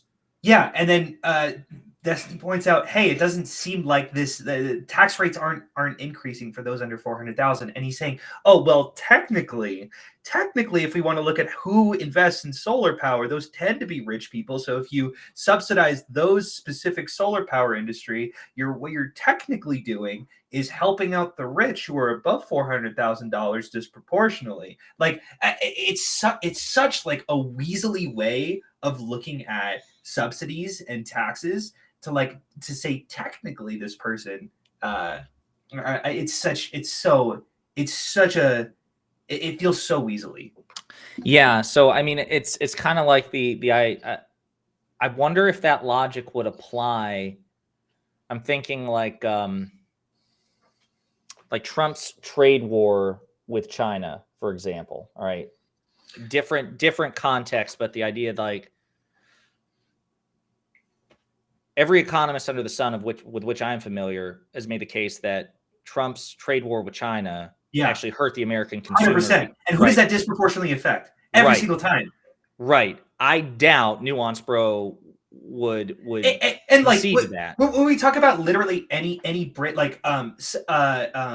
sanctions that Trump encouraged on so many different foreign countries, immigration reform, as if immigration is one of the biggest boons to economies, and when you shut down immigration reform, who does that disproportionately affect? It's like it's that's technically that's a tax on poor people. Because I don't even know because it's a pass through, right? The idea is that these businesses would try to pass the financial burden and lost revenue onto consumers by raising prices, which again, if that's your criticism, I guess I could accept it kind of, but I feel like it's also, number one, you radically overstated it. Well, Joe Biden raised taxes. He broke his promise. That's not true. Yeah. If you want to make the case that as a result of his policy, there's a potential case to be made that it will effectively cost American consumers in one form or another. Fair enough. That might happen, but that is substantively different than Joe Biden broke his promise and he's taxing people that he said he wouldn't tax. I'm so interested in what NuanceBro thinks could fix the climate change disaster that we're having. That he probably doesn't think it's real. True. That wouldn't disproportionately affect like poor people. Like that's what's going to happen when you completely 100%. He seems to be ignoring nuance on this point. Am I right? Nice. He is heavy on the bro and light on the nuance so far anyway. It's a bigger portion. It's always going to be a bigger portion. Yeah, if you're like a millionaire, you don't spend 100,000 a year on heating or whatever, right? It's always going to be a bigger proportion of a poor person's income. But in terms of I don't know if I would say it's a violation of a promise that through like an Inflation Reduction Act, some costs of energy end up going up, and that ends up translating to a tax on people earning less than $450,000 a year. Or if it's part of the revenue raising, and that revenue raising disproportionately affects people making under that amount, and that's where the money's coming from. Is that not breaking a promise? I mean, that's what the Joint Committee on Taxation says. No, I don't think I would consider that. Like, let's say, for instance, so for the CHIPS Act, where we're starting to do like local manufacturing, we're getting big investments in local manufacturing and chips or whatever. If we were to place like a tariff or something, or if we were to place some sort of like sanction on a country that imports goods and services to the United States, if poor people bought those services more than wealthy people, would I say that that's effectively a tax on poor people? Well, it depends. Is this like a? Tariffs are for the government to raise money. It just seems strange that like a tariff, like an increase. Well, no. If you're doing a tariff and it's on a good or service that these people, it's a disproportionate part of their income. Like tariffs are a tax, and if that tax is disproportionately affecting the poor, like that's a tax. Absolutely. Gotcha. Well, I would say that the way that I originally saw Biden's. Wait a minute. While I was turning a fan on here. No, yeah. Did you see what he did there? No, 100%. 100%. Well, tariffs don't count. Pass through to the American consumer from businesses because to the American consumer because of tariffs. Well, that doesn't count. That would not count. If he I would really love what I would probably recommend is, or I don't know, not recommend. I would hope that Destiny does is really point out the fact that Trump absolutely sanctioned the shit out of countries and encouraged tariffs and encouraged sanctions, encouraged immigration reform, just essentially everything that I was talking about just before. Yeah. But again, I don't know how much of a Trump fan NuanceBro is. I don't know how much it'd be fair to like compare against Trump because that might not I know be his on position. Twitter he's cheerleading the fact that Trump is back on social media and he can't wait for Trump to start tweeting again. Yeah, but you can use that as a pass for like free speech centrist, like I don't know, marketplace of ideas. I don't know if that necessarily based on his makes Twitter you history, I get the vibe that this guy is at least a I agree. B- tier Trumper. He's probably not like decked out in MAGA and red like he's, you know, a NASCAR driver sponsored by Mar-a-Lago, but he's probably B- tier at least. Sure. Maybe chat can correct me because they're more familiar with him than I am, but we'll see. Promises. He said he was going to raise taxes on poor people. I mean, if you raise gas taxes, for example, that disproportionately affects the poor, but you're not literally raising tax rates on income tax. Well, but I think raising the gas tax would be quite literally raising a tax, right? That's what a tariff is. What is sure, but what part of the yes? Part of the, I don't remember all the different revenue. I don't remember any tax raises being a part of that. That was like I know there were things in there for. Well, the revenue raises. Yeah, but what were the revenue raises coming from that were disproportionately impacting the poor? I'm trying to remember. I don't remember all the details on the revenue rate. Do you remember what the different revenue raises are? I remember all the different like the line items for investment. There was a lot of investment like green energy and stuff like that. That's for the spending side. But on the revenue raising side, do you remember what they were? No, I had it written down on phone enough, but yeah, I don't remember all the. I know they took out a lot of the stuff. Yeah, as soon as you start asking questions, then like you brought this up, bro. No, like, he just did a shout out to my list. He's got it written on his phone. That's my list, baby. Hey, yo, yeah, nice. But did he ask you for that list, or did you just sort of supply it? You're like, hey. Oh, I supplied it because I knew he's debated NuanceBro in the past. That I've seen one debate with Destiny and NuanceBro, and to be honest, I thought NuanceBro did extremely well in that debate. I was kind of shocked by Destiny's performance like 2 years ago. I don't know if and then he had a more recent conversation with NuanceBro as part of a panel about I think it's Adam and Stitch.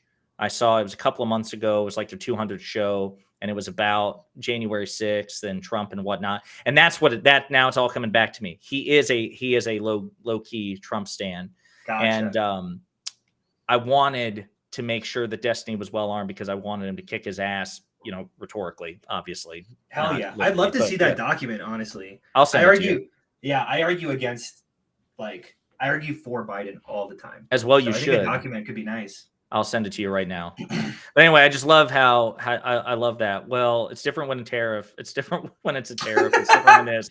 Oh, okay. My bad. You know, he used to like cinema, like the carried interest loophole. They took that out, so that's no longer in there.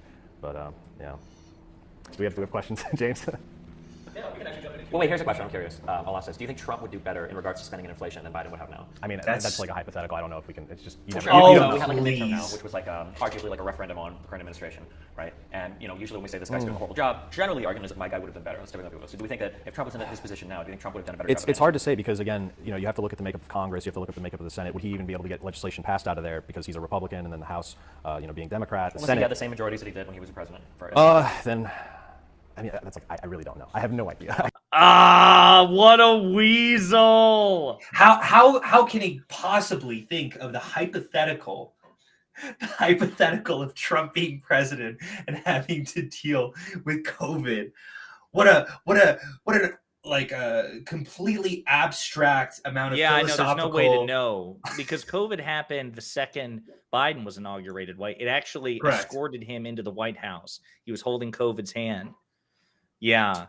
Facts. I love that. I love how he won't. I mean, obviously, it's a complete counterfactual. We have no way to determine, but you indulge hypotheticals all the time. I guarantee you ask hypotheticals all the time. That's a normal question is how do you think Trump, how do you, or sorry, even like, what would you like, I don't know. That's such a fine thing to ask. And it's such a common tactic to engage with hypotheticals, but one that you know the outcome to, you just sort of say, well, that's hypothetical, man. I deal with facts. I'm more of just like a strong thinker, and I don't deal with those sort of abstract philosophical thoughts. Okay. It's so bizarre because even the qualifiers, like you can tell. Okay, my guess is, I'm not a mind reader, but my guess is NuanceBro knows that Trump didn't get a lot done even when he had congressional majorities. So he's like, well, I don't know if he could get anything done with Democrats. And comparing records, it's not even close. Well, but even then, when he was like, I don't know, I don't know if he could get anything done with Democrats in Congress. And it's like, dude, actually, Democrats were willing to work and did indeed work with President Trump during an election year, during a mismanaged pandemic, even though it gave him political victories. You know who got the credit for the 2 COVID stimulus bills that were passed under Trump? Trump, because he's 100%. The president. Yeah. Democrats went along with it anyway, because say what you want about Democrats, they're certainly not perfect, but they are the morally superior party, and they are willing, I would argue almost too much, willing to sacrifice political expediency for the sake of doing the right thing thanklessly. And we can only look. We can look at Trump's last year as proof of that. So number one, that's bullshit. This idea that Democrats wouldn't work with Trump. It depends on what he wanted to do. Stimulus, yes. Tax cuts for poor and middle class people, yes. Now, if what he means is, well, I don't think Democrats would have passed tax cuts for the rich for Trump, then no, he's right. But that's a stupid thing to do anyway. So then Destiny's like, okay, well, no, actually, when he had the Republican majorities that he had when he was first elected, because he still didn't get a lot of shit done, even with that. 100%. And like, yeah, I mean, I'm going to definitely disagree. I mean, I don't know if you were saying that the Democrats maybe shouldn't have voted for Cares and Heroes. No. That was they should have done that because there were lives on the line. That was an example 100%, of where political expediency would have been really bad. But I also think that when stakes are nowhere near that high, Democrats have a bad habit of being like Charlie Brown with the football, going and and Republicans are loosey. And they constantly take the ball away. Like Democrats are too eager to negotiate in good faith with Republicans, even though they know Republicans generally don't negotiate in good faith themselves. COVID was an extenuating circumstance where Democrats did the right thing, even if it risked giving President Trump 2 political victories, because there were lives on the line, like a bunch of lives on the line, millions of lives on the line. I will say, listen, as much as I dislike Trump, putting his signature on the check is kind of fucking hilarious. Do you remember that? Like, did you get the check and it like no, that was super messed up. But the reason that here's my thing. At the bare minimum, bare minimum, Democrats should be willing to do anything that a Republican does, or at least reserve the right to do it. So Biden should have put his face on the American Rescue Plan check. 100%. That would have been so good. Biden should have put his, like, he should have sent out a sticker in the mail when gas prices were falling, for 90 days. I did that. He should have sent out Trump stickers in the mail when gas prices were going up, pointing out how it should have been Trump looking really stupid, pointing and being cross-eyed. And the caption should have said, hey, I inked a deal with OPEC earlier in 2020 that caused OPEC to slash production by like 9 million barrels a month or whatever, which caused low supply. Like, you'd have to fit it, you'd have to phrase it right. But like, Biden should be willing to do some of the shit that Trump did, because Trump broke the decorum and it was effective. That's what I'm talking about. You just gave such a visual and visceral hypothetical that I was so involved in that world that I started loving Biden even more when you were describing. Like, that would have been so funny, good. I love it. Republicans would have pearl clutched over it. Oh yeah, cry me a fucking river. Like, absolutely.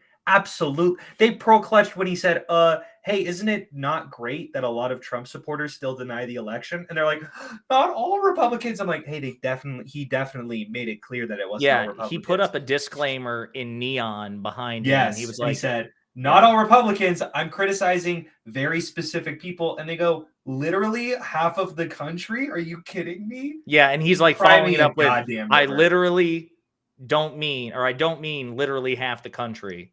So you mean half the country? No, As it like, are we talking about Trump's rhetoric on Democrats? Anyway, like, no, I hear you, buddy. Absolutely fucking ridiculous. Blue collar POV says, He's too afraid of answering the questions as to not upset the grift. He'll hit the left with power punches, but pulls his punches for the right, won't even hypothetically criticize the right. Well said, my man. That's unfortunately how a lot of conservatives are, if not most, if not all.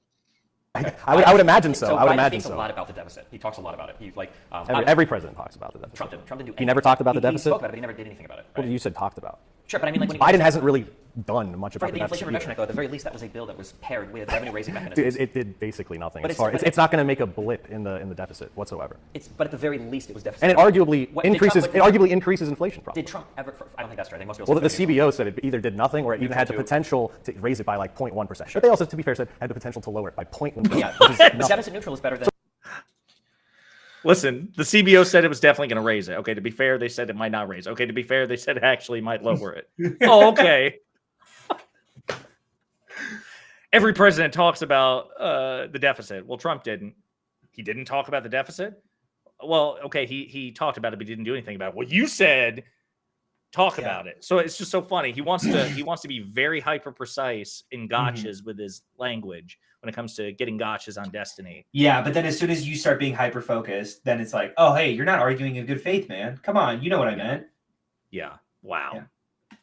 So it's not an inflation Do you reducing think Trump act. would be passing deficit neutral legislation if he had the opportunity to? Like we just said, Most presidents don't. So, Sure. I don't think statistically, Trump, I bet on. So not. I think that if Trump had the ability to pass the same act, I don't think it would have been passed with the revenue raising side of it. I think he would have just done more deficit spending like he did in his administration. I don't know. I feel like obviously Biden could always be doing better, but when we're comparing like Democrats versus Republicans, I don't think Trump showed any inclination ever to care about the deficit. I feel like he talked about it coming into office, but once he was there, I don't think Republicans said anything about the unbelievable deficits that he was. Yeah, that's pretty typical. Sure. Well, but like I said, at least Biden is talking about it, and it seems like he's trying to pair some legislation with revenue raising measures, which is more than I can say for Trump. But All right. Do we have questions?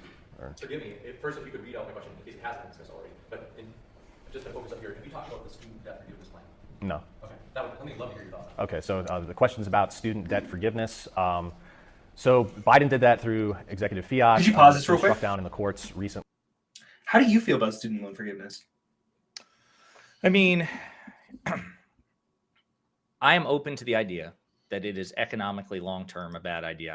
I've heard some economists allege that, or some people with a financial background allege that. From a moral perspective, though, I think it's an unquestionable good thing. We have a predatory lending system here in the United States.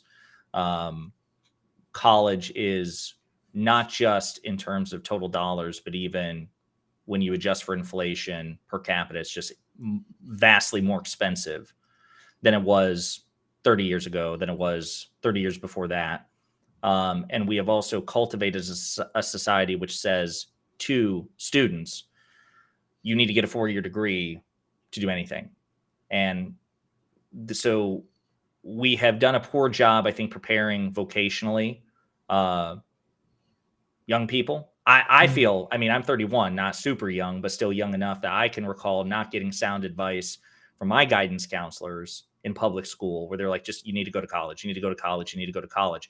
And I did, but not even like, you know, here, we're going to educate you on the things like market trends, current projections, what fields are most profitable, you know, what you can expect. Like there was none of that practical praxis associated with, you know, again, I guess the more practical considerations of where you're going to spend your money, you know, on a degree, blah, blah, blah. All these things combined has set up subsequent generations for failure. And I remember seeing last year, there was I think it was a CNBC or CBS documentary, may have been 60 Minutes, but it was basically, it was when the OK Boomer slogan was going around, because it was perceived as the height of volatility between millennials and Gen Z and boomers and Gen X. And they had this 2-part documentary. And one of the statistics that was really sobering was, which I was 30 at the time,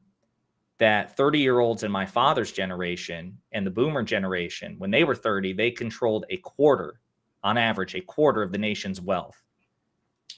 And now 30-year-olds control a fraction of that. Right. So to me, it's almost like, I hope this isn't clip chimped, but to me, in terms of being a moral good, and perhaps economically complex, it's like reparations. I 100% support reparations as a moral good.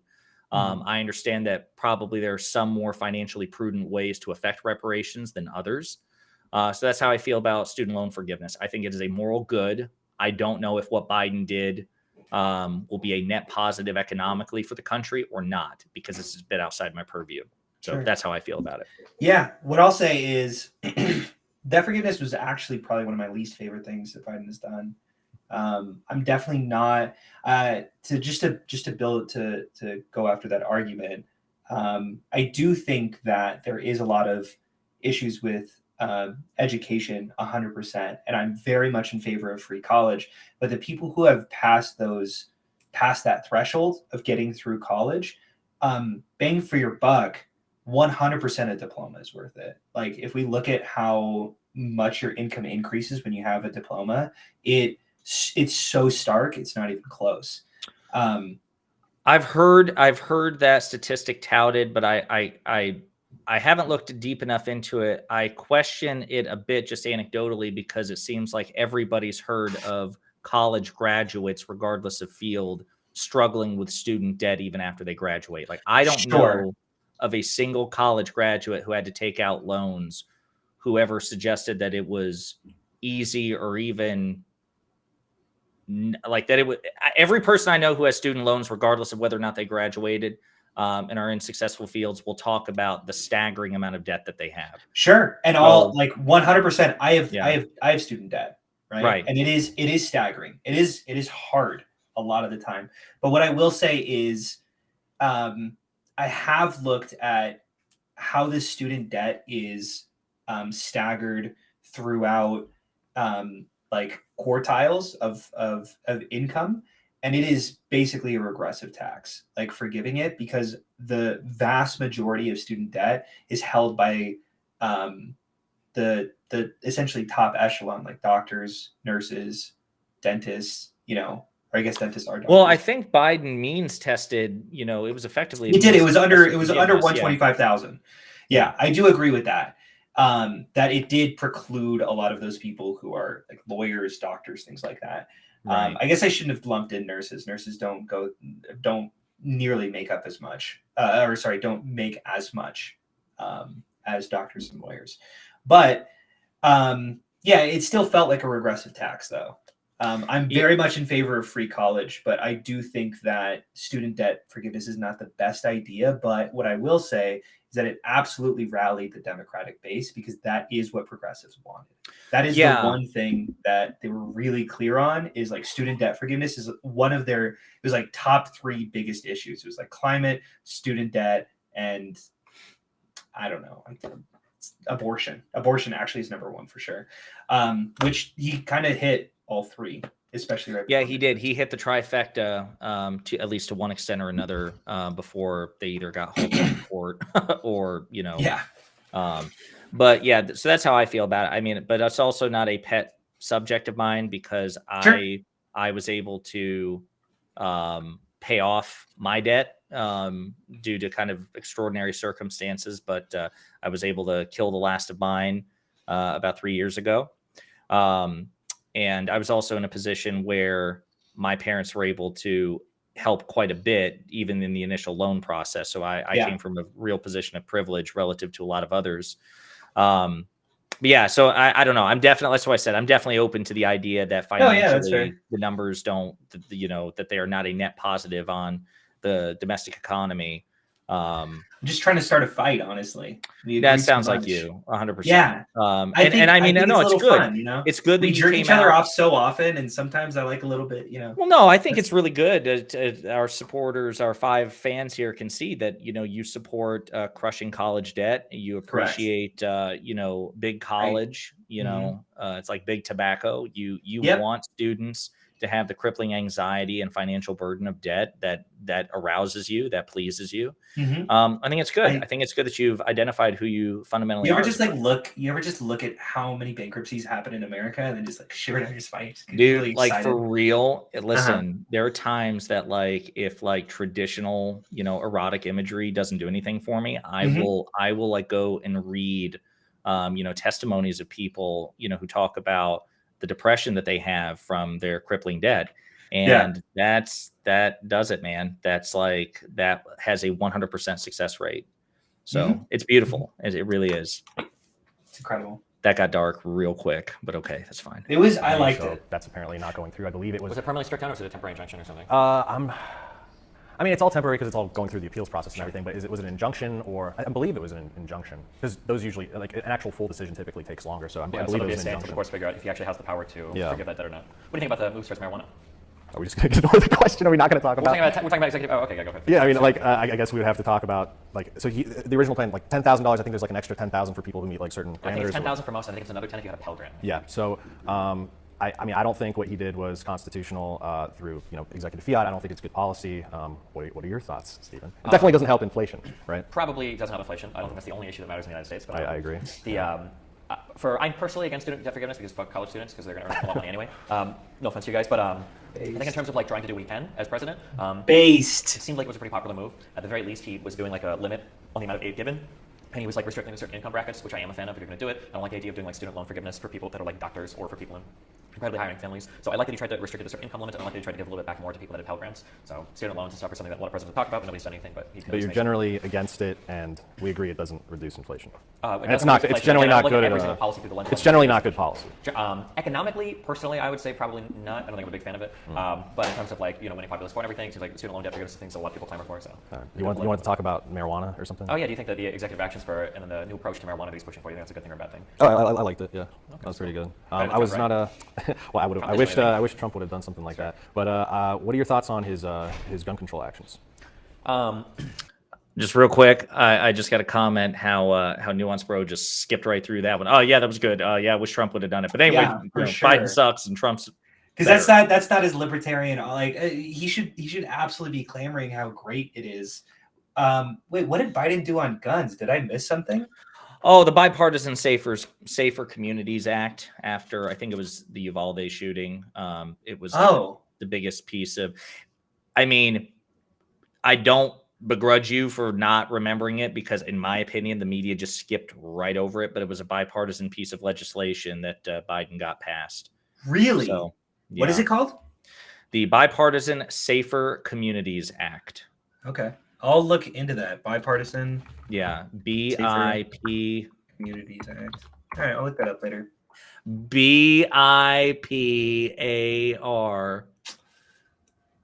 Go ahead. A T. Okay. I was actually struggling at that point. It's like, shit, I do not want to mess this up. I'll never hear the end of it. I'm not a big fan of gun control generally, but yeah.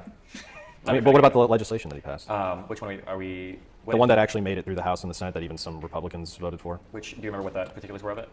There was multiple different provisions. For example, when it dealt with background checks, I believed it was like one of those things. You know how they have the 3-day rule? Like if you don't pass, if they don't have an answer coming back within the 3 days, then the background check just goes. It clears. For people under the age of 21 or under 21, they basically extended that period significantly longer, just in case for like a Uvalde situation. Another provision was they changed when it comes to private sales.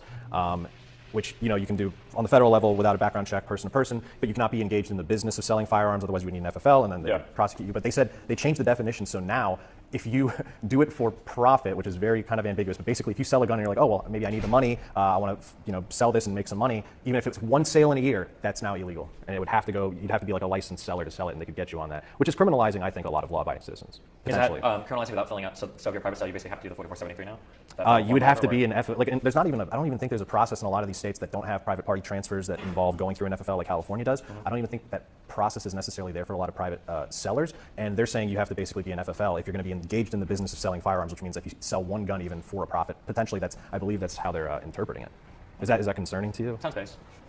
I feel like one of the criminalizing law-abiding citizens who because they're not changing the law. You could still sell private party transfer, without a background check. But they've got this weird interpretation. It's like, well, if you do it for profit, like if you post like, hey, I just made $200 and I bought this originally for $200 less, like you could be criminally prosecuted. I'm guessing they're having trouble closing the private sale. Maybe I'm not understanding, but essentially they're trying to close the loophole that you can basically just sell a gun to a friend and that's fine. Like you don't have to go through any like legal authorizations. I'm not well. Yeah, so the Bipartisan Safer Communities Act is not one that I'm particularly well versed on either because it was kind of sandwiched in, or actually it preceded, if I remember correctly. Not only it happened after the Uvalde massacre, and then it was right on the heels of it was the CHIPS Act and the PACT Act and the Inflation Reduction Act. And gun control is just not an area of law or an area of policy that I'm particularly well versed in. The things I remember about it is that they like it closed the boyfriend loophole, for example. Like that was a big one. But so no, I'm not too familiar with what Destiny and NuanceBro are talking about here. It makes me feel pretty good, or feel fine, the fact that Destiny didn't know this either, and he does this professionally. Right. And he had my list, but I actually, but the Bipartisan Safer Communities Act there again, because I'm telling you, like everybody just skipped right over it, even though it was technically a real feather in Biden's cap. It was the biggest piece of gun legislation in the past like 30 or 40 years. Yeah, that's wild. And he got Republicans to vote for it. Like he did. That's pretty neat. He did. Which is I mean, I will say, like, I definitely remember CHIPS. I definitely remember the Inflation Reduction Act. PACT Act. Yeah. But yeah, it was not in my list. That's wild because Uvalde was like all that anyone was talking about right then. Yeah, absolutely. I don't know. Loophole completely, or they can't get enough people on board with that. Yeah, but I mean, like, why? Like, that's kind of a shady way to go around it, no? Well, I mean, you do what you can legally, right? But generally, I know you're not for criminalizing law-abiding citizens because of something they do, and like, oh, I didn't even like. Of course, you sell something like you're trying to make money on it, but it's not like you're in the business. You're selling one gun. You're now considered in the business of selling firearms. I think when it comes to gun control, the only thing that I generally broadly support, or one of the things I generally broadly support, is I feel like there should be better tracking for person-to-person sales. If they can't mandate that an individual citizen fills out the ATF forms to actually do the sale for the federal background check, then I mean, like finding other ways to kind of like hamper those transfers, I think is okay. I'm trying to think like how many people are negatively impacted in the United States because they're trying to sell a firearm that would get caught under this. I feel like it's pretty low number. Getting caught, so that's the issue. It's getting caught, right? So there's plenty of people who sell firearms every single day in this country without a background check. How many are caught? Like I don't know. But like the problem is, you can sell privately without a background check, right? Yeah. There's also like other federal restrictions in place. Like you can't sell. I'd actually be curious on some of this. You're not allowed to sell a firearm since you're not allowed to have one, right? Like if you were a felon, and I knew that. Knowingly. Yeah, but knowingly, yeah. So like how many people actually get prosecuted under that? I'm curious. Because like to prove somebody. I mean, how many people get prosecuted just for lying on a background check form of 4473? Basically none. Sure. It's very few. Even though they always cite the crazy number. Oh, this many people got denied a background check, and this is how many lives were saved. It's like no, they don't even prosecute any of these people. Well, hey, but at least if you fail, you don't get the gun, right? Well, a lot of those are initial denials. They're not necessarily actually prohibited people. So you're actually this is like a prior restraint on exercising a fundamental right. Sure. I'm generally in favor of like the sides coming together and doing some type of bipartisan gun reform, but it seems like everybody has like big asks that the other side is unwilling to listen to. So. I don't know, the gun reform stuff for me, because Democrats tend to focus on things like rifles, and then Republicans... Which is stupid. Yeah, and then Republicans don't really want to do anything, which I think is also stupid. I feel like closing the private seller loophole, I think is good. I think everybody should require a federal background check, I think it's fine.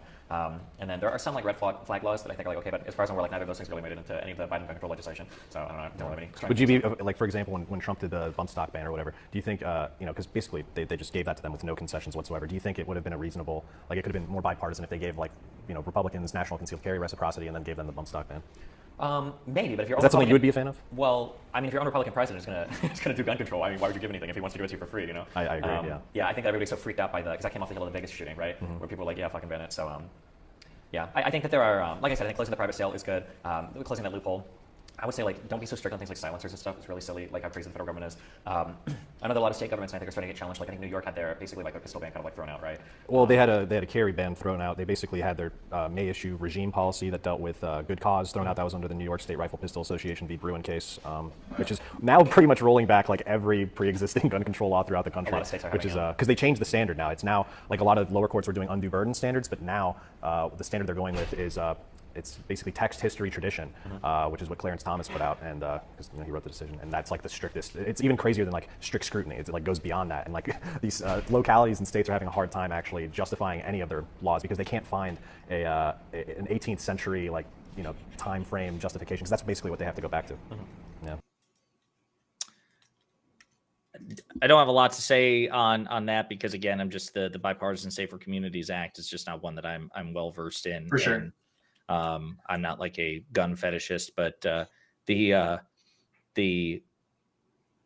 I will say, just as talking about Clarence Thomas's judicial philosophy about how it's even stricter than strict scrutiny, and you have to cite like an 18th century obscure piece of legal precedent, even about contemporary firearms they had no idea about. Yeah.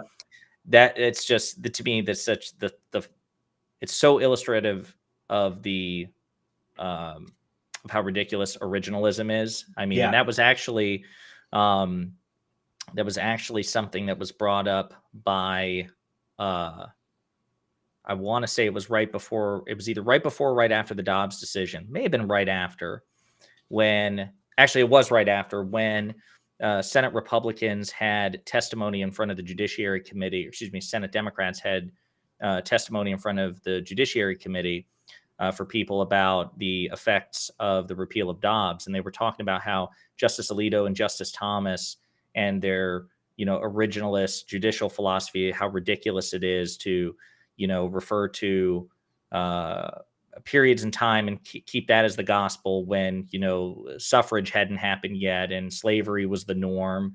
And, interracial marriage was not only illegal, but it was considered such a social taboo, like a heinous crime, right? And here you have this philosophy endorsed by a Black interracially married Supreme Court justice, and the point was made, Justice Thomas, if we're frozen in time in 1842, you might as well just retire from the bench, right, and divorce your wife.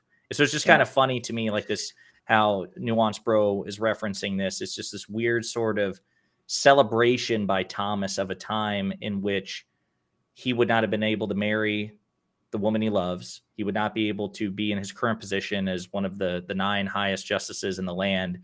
And he certainly wouldn't be, in a position to write, legal opinions that would be considered gospel from coast to coast.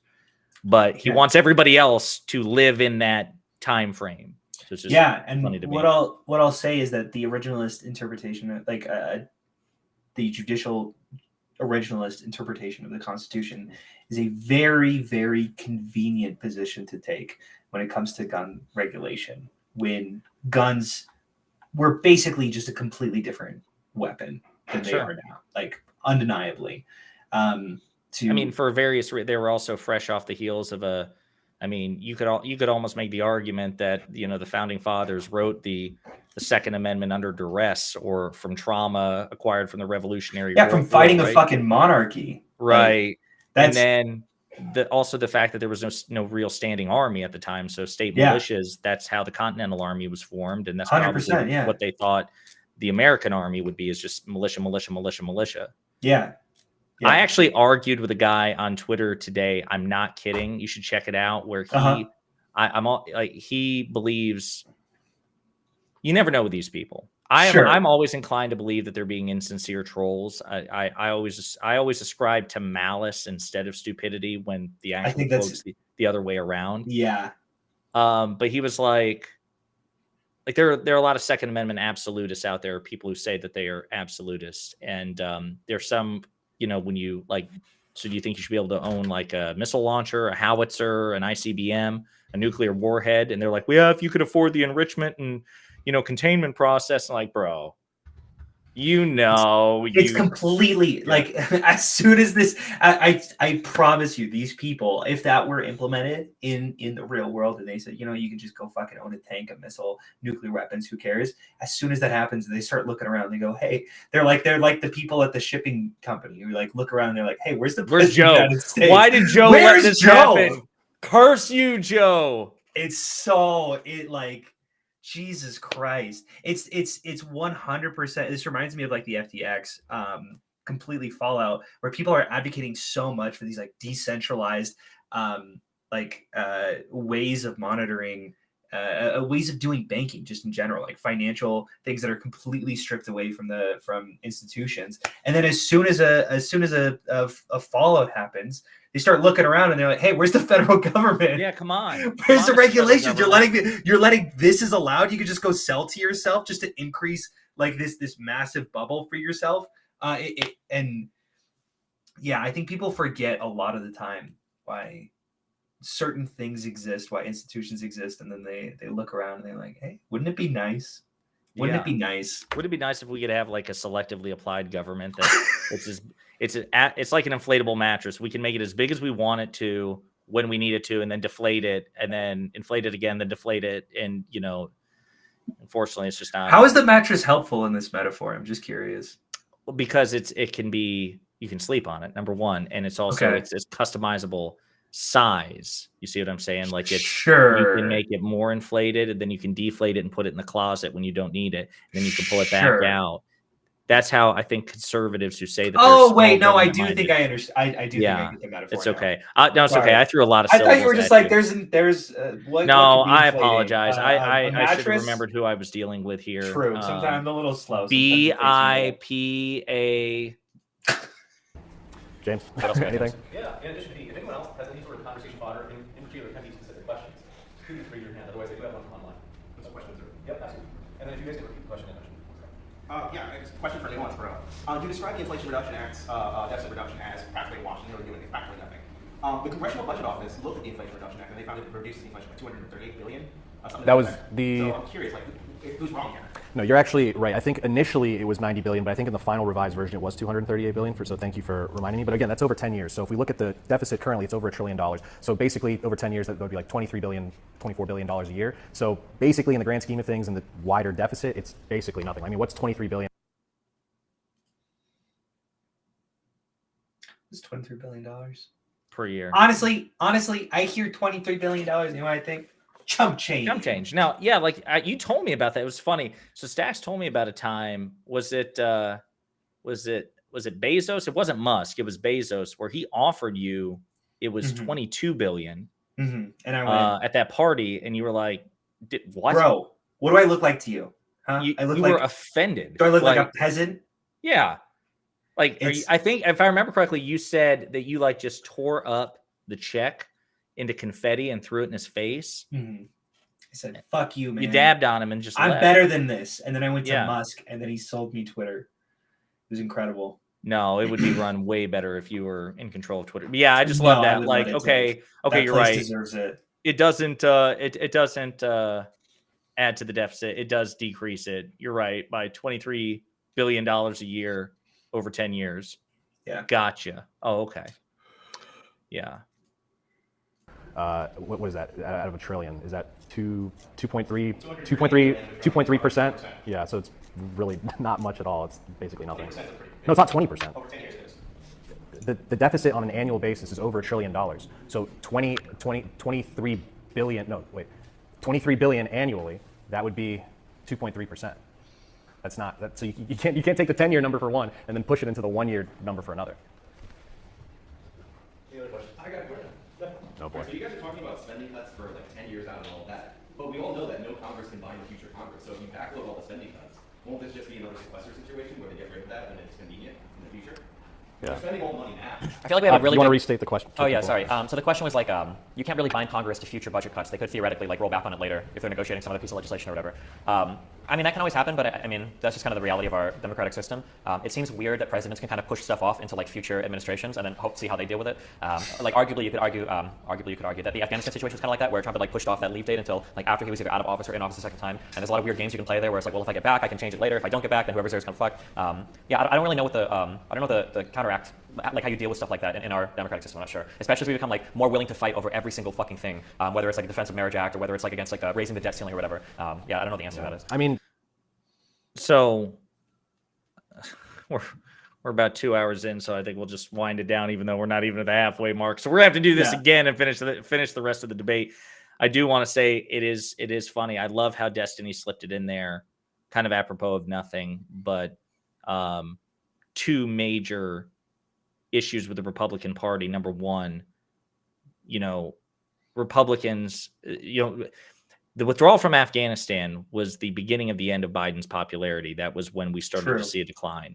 And it's important to me that everybody remember, and everybody make a point to make other people remember in public settings, that Biden inherited a commitment to the Taliban from the Trump administration that was conditional, that they would not kill American troops, they wouldn't attack American troops, but they had to be out.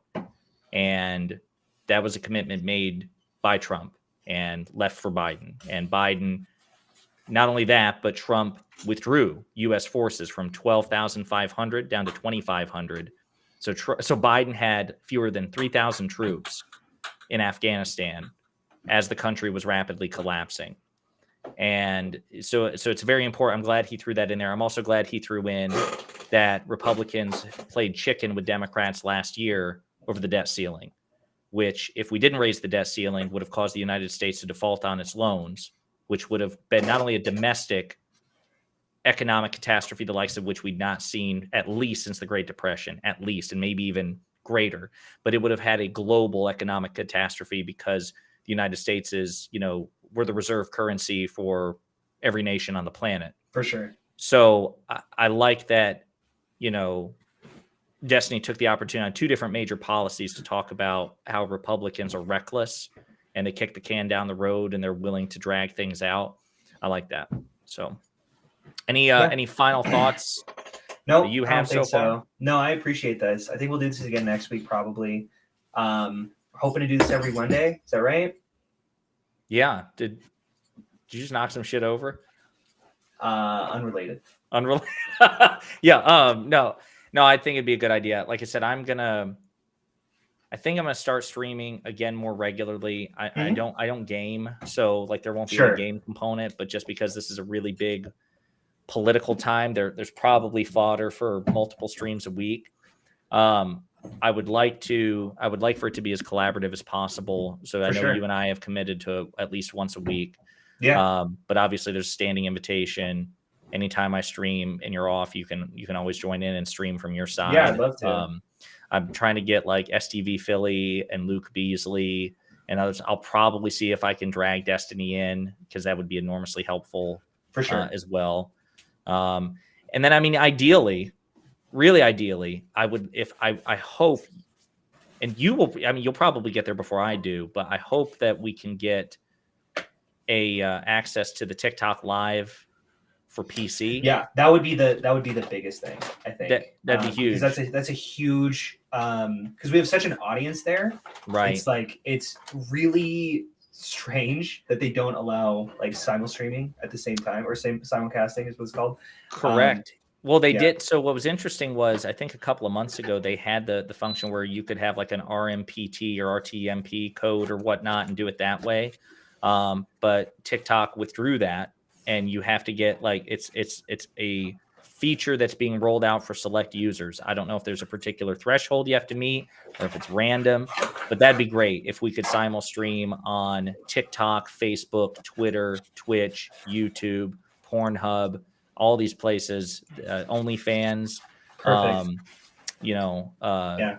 I've already got an account set up, so you can just jump in. Dude, let me tell you, your feet are incredibly well manicured. Thank you. Yes, I appreciate that. I usually get the opposite, where it's like, oh, I only came here because it was disgusting and dirty, and I'm really I was worried it was going to be like seeing like feet from the Hobbit. You know what I mean? Like Frodo feet.